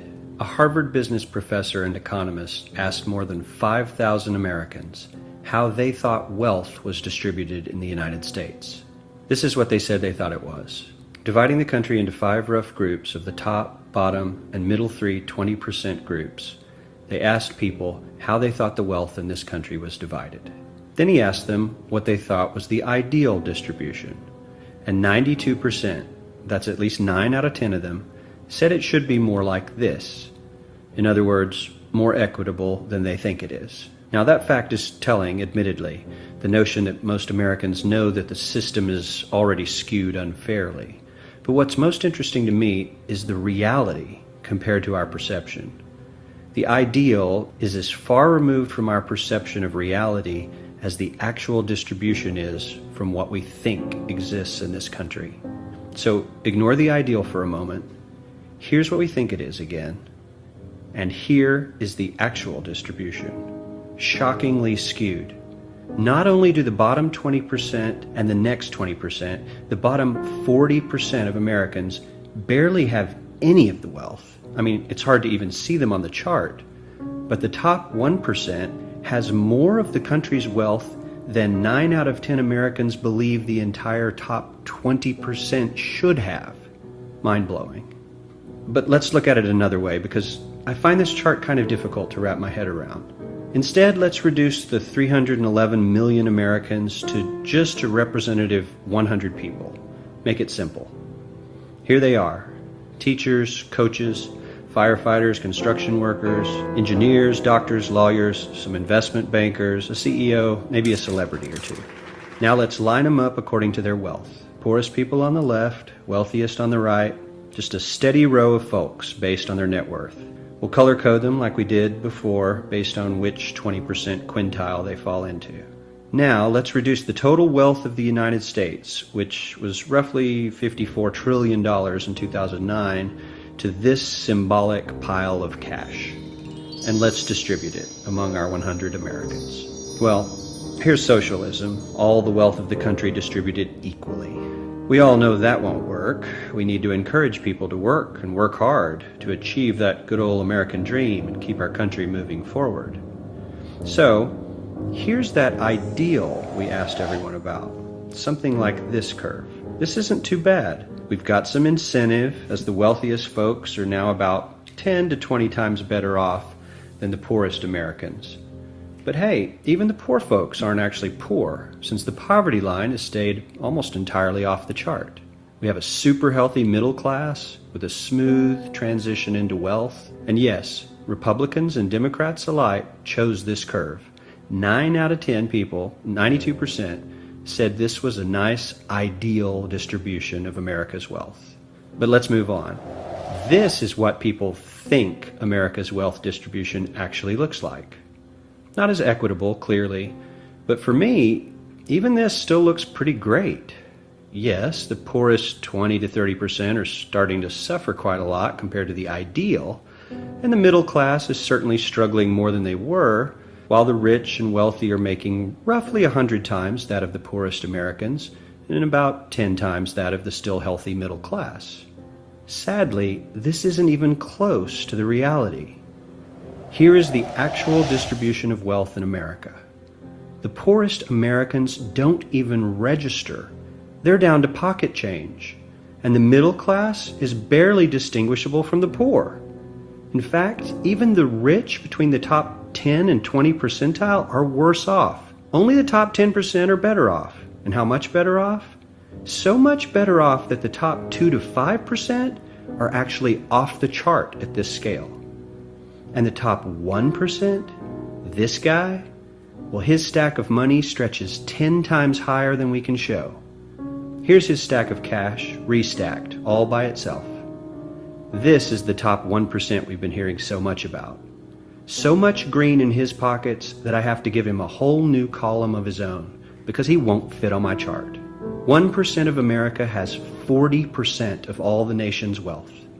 The bottom 80%, 8 out of every 10 people, or 80 out of these 100, only has 7% between them. And this has only gotten worse in the last 20 to 30 years. While the richest 1% take home almost a quarter of the national income today, in 1976, they took home only 9%, meaning their share of income has nearly tripled in the last 30 years. The top 1% own half the country's stocks, bonds, and mutual funds.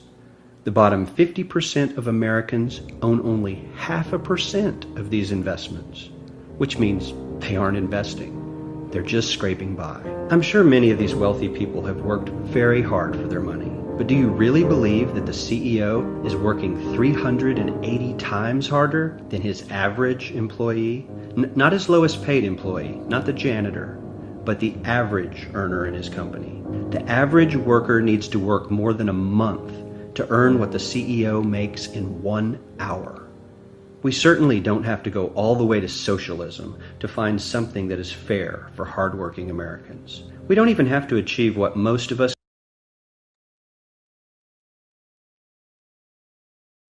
So what was being said there?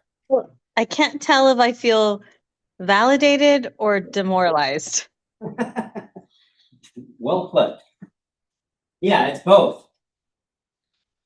So let's go over what they said there.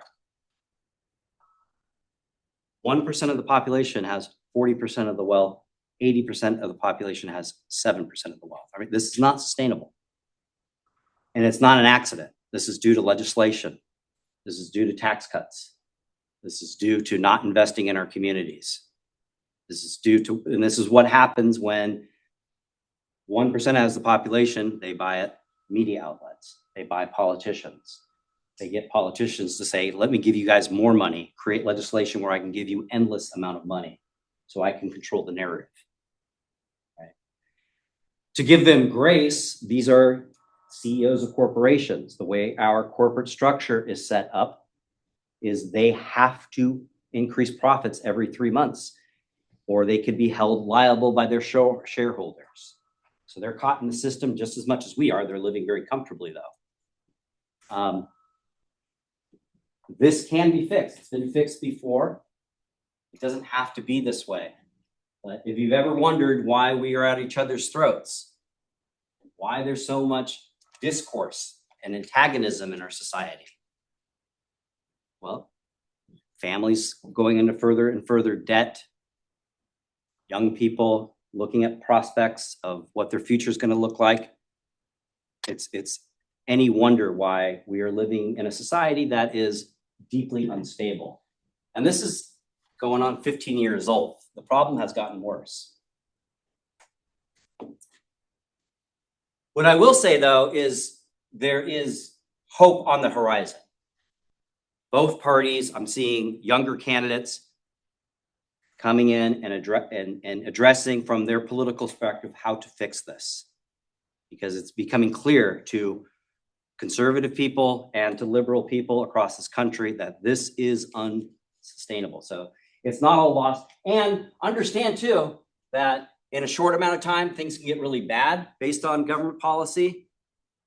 But as I mentioned before, things can turn around within a year, maybe even less.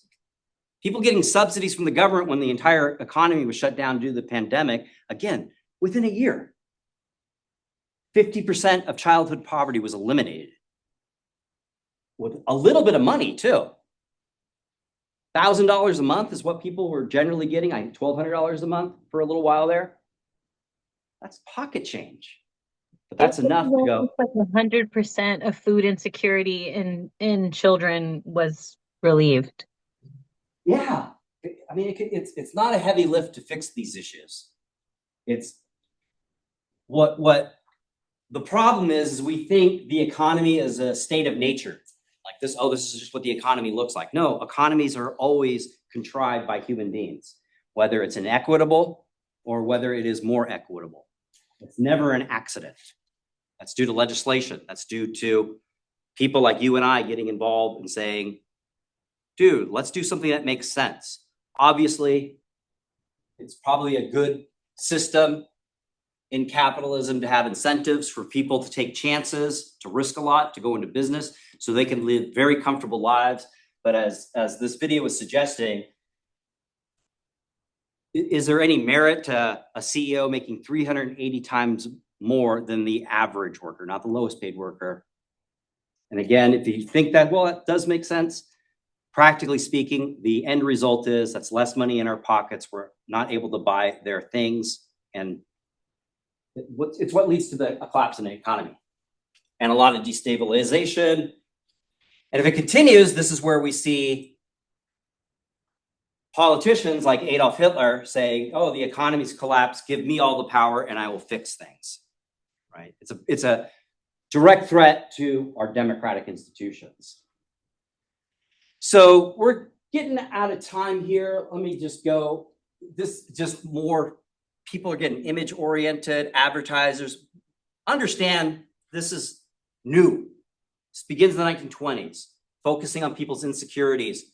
Literally, advertisers saying smoking is good for you, can help you lose weight, right? That kind of stuff. And people believing that because they see it everywhere they go, that kind of stuff. Be very careful what you bring into your body, not just the food, but what you see. If you're constantly looking at this thing and bringing in advertisements, you're not in control of your behavior if you let too much in. It is good to put the screens on pause for a couple hours a day, just so you can gain some clarity about what is actually good for you. So yeah, we're seeing a lot of overproduction happening by the time we get to the mid-1920s. And here's just the basic issue. So it's not just if one industry starts to suffer, it affects them all if one industry starts to suffer. So if people don't have enough green in their pocket, like we saw in the 1920s, to buy all of these automobiles that are being produced by Ford or Chevy, Well, it's not just the automobile industry. The automobile industry has contracts with the textile industry, the oil industry, obviously, the rubber industry, the steel industry. So people quit buying cars, it affects them and their workers.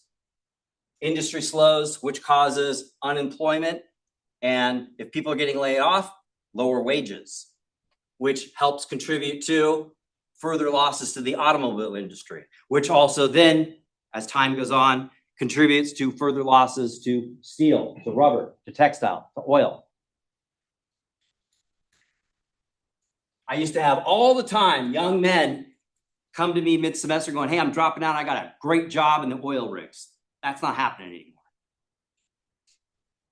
That's been about the last 3 years. I'm seeing a huge decline in young men coming up to me going, I'm making big money in North Texas. Those jobs are drying up. Poor economic intelligence. I'm going to kind of just blaze through. Yeah, the politicians in the 1920s are just making this stuff up. Let's lower taxes for the rich. Let's raise tariffs at an extraordinary level. It'll work out. It'll work out. It'll work out. They don't have any data to back this up. That begins in the 1930s. Under the FDR, he brought the greatest minds of economists going, I don't know the answers. Give me some information. And this is where you begin to see things like polls, right? People polled, the Gallup poll, that began in the 1930s. Seeing what people are thinking, what's going on in industries. They don't have that in the 1920s. And banks, huge problem. Banks were poorly regulated. When one failed, others failed. What you're seeing in this picture here is literally a run on the bank. People trying to get their money out and they're closing the doors. Their life savings is in that bank. And that's happening all over the country. In the first 6 months of 1929, 346 banks failed. This is the beginning of the Great Depression, right? And then the stock market crashes. The stocks, understand what the stock market is. It is basically a slush fund for industry, for corporate America. Right? So they make money because you buy their stuff, but that isn't enough money. What they do is they make their corporations public and they give small-time investors and big-time investors the opportunity to buy stocks, literally own the company, and they use that to buy new warehouses, new factories, new machinery for their factories.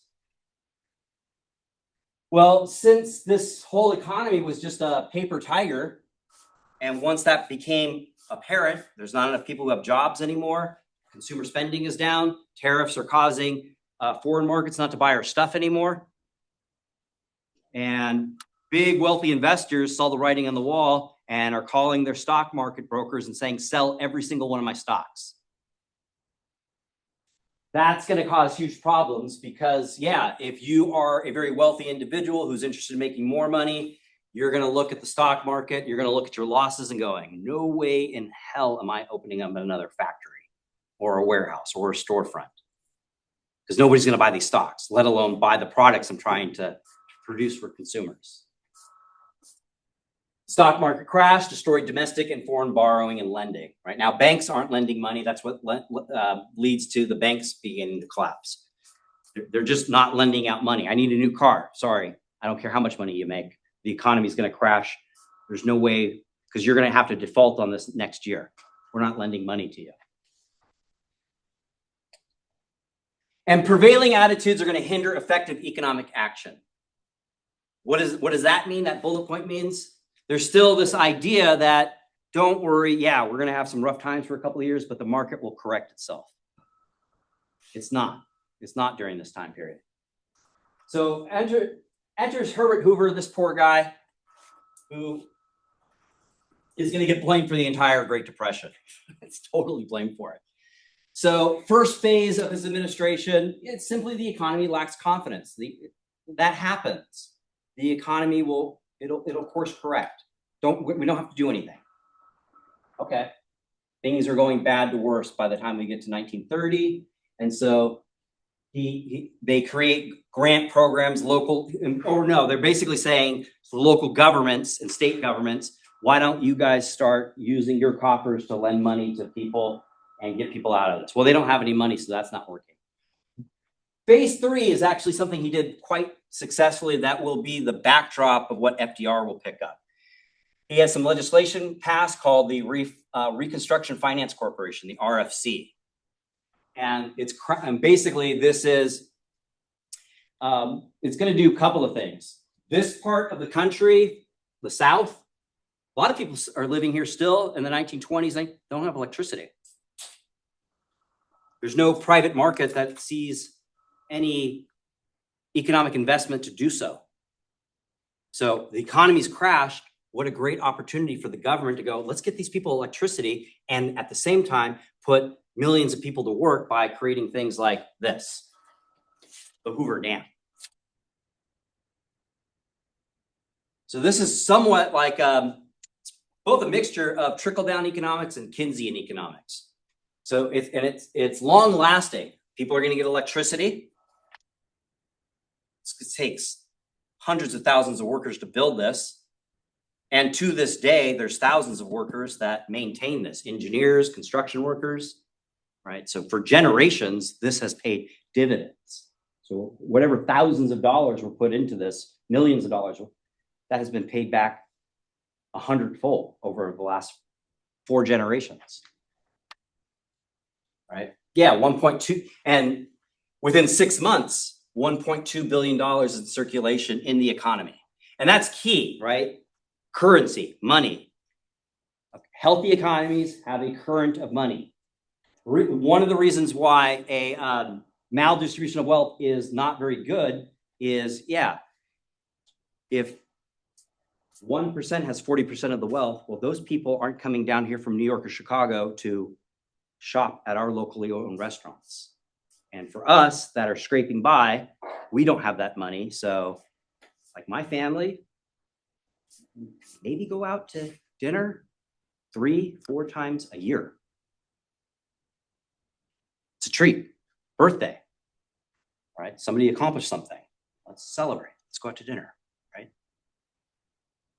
So you need a circulating economy. This is beginning to help, but it's a little bit too late. And he gets blamed for the entire Great Depression, Herbert Hoover, because he's kind of sitting on the sidelines, doing something towards the end of his presidency, but it's too little too late. So what you're seeing here is a Hooverville, shantytown, which the thing about the Great Depression, notice what type of people you're seeing here. Where are all these people? How do we describe these people? Yeah, but describe their characteristics. White. They're white. What the Black community, the Mexican American community is saying, oh, welcome. Right? They've been experiencing this for generations. And it is sort of a reflection of the problems of white supremacy. These things aren't paid attention to. I remember reading The Grapes of Wrath in high school, and it was clear to me like, oh, this is happening to white people. I asked my grandma lived through the Great Depression. I was like, what was it like? Is that why you're so frugal? Like, she will save food. She does not throw a single scrap of food away, not like the crust to her bread, nothing. And then I asked her, what's it like living through the Great Depression? She's like, we didn't notice. We didn't know that there was anything happening in the economy. We were too poor to realize. Yeah, it was business as usual. Right? Once it affects the greater white community, this is a problem. Yeah, I had this, my grandpa, I remember getting my hand slapped when I would like get peanut butter out at her house and then have a big blob of peanut butter and just throw it in the sink. What are you doing? She was a child during the Great Depression. You would never do that because that peanut butter could be the only food you get for the entire day. People starved to death during the Great Depression. Literally, people ate the shoe leather off their shoes. They would boil it and cut it up, and it would give you some nourishment, your children some nourishment. Who's that? Yeah, so you see a lot of this. Jobless men keep going. We can't take care of our own. So it's not like, hopefully we don't see this in the next year or two, but today you get laid off and like, okay, I'll look around, see if I get a job somewhere else. These are men who've probably been traveling for hundreds of miles, getting on trains, walking, looking for jobs. There are no jobs. And this is an unfortunate thing about the New Deal. You see relevance today. 1,500 Mexican Americans loaded on a train. Here we have Mexican and Mexican American families wait to board Mexico-bound trains to Los Angeles on March 8th, 1932. County officials arranged these mass departures as part of reparation campaigns fueled by fears that Mexicans and Mexican Americans were taking scarce jobs. So when the economy takes a downturn, people will be scapegoated. And there is some rationale, as odious as this is, yeah, if we can get rid of a certain population that is also desperate for jobs, then that's more jobs for white people, and perhaps wages will go up. So understand, a downturn economy isn't just, oh, that sucks, I'm not gonna have a lot of money. The implications are tragic. These people were not born, a lot of these people weren't born south of the border. Their families have been living in this part of the world for generations. And because of the color of their skin, because of their culture, they're easily otherized. And when things fall apart, yeah, get them out of here. Happened in the 1930s, happened in the 1950s. It's happening today.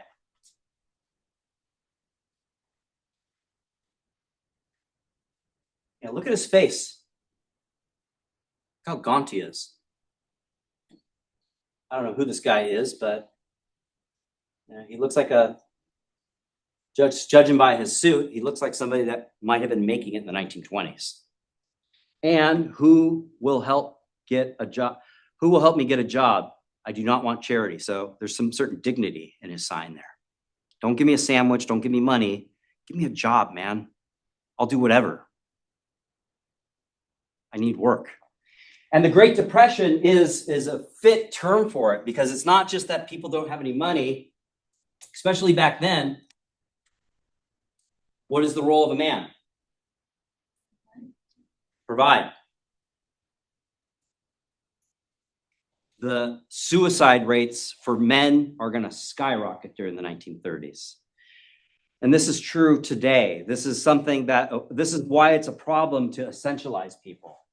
Because if you view yourself as a man and it's your responsibility to protect and provide, well, what does that mean about you if you can't? No fault of your own. There are no any jobs. You're still a human being. You still matter to your wife and to your kids. Yeah, suicide rates, drinking, alcoholism skyrockets because these people have lost their identity. Something easily I could relate to. I don't know what it would be like if I lost my job. How could I show up for my family?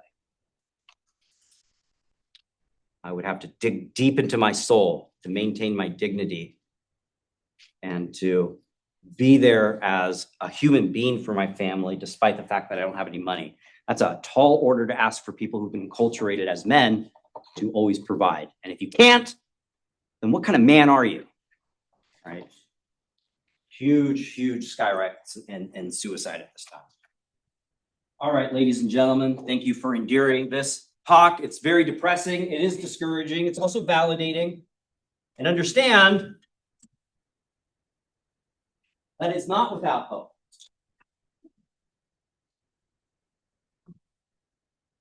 Again, to reflect back onto iron-jawed angels, yes, you have high-profile people like Alice Paul that clearly was gifted with an intellect, kind of the equivalent of, a famous basketball player with athletics like Michael Jordan. No matter how hard you work, you'll never be as good of a basketball player as Michael Jordan.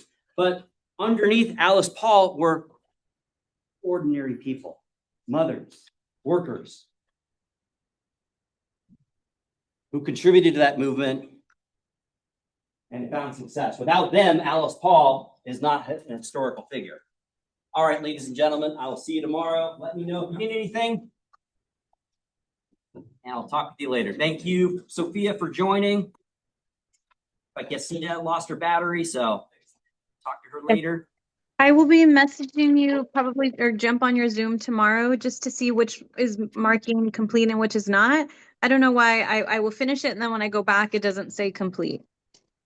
Okay. Yeah, I'll be in about 10:30. Okay.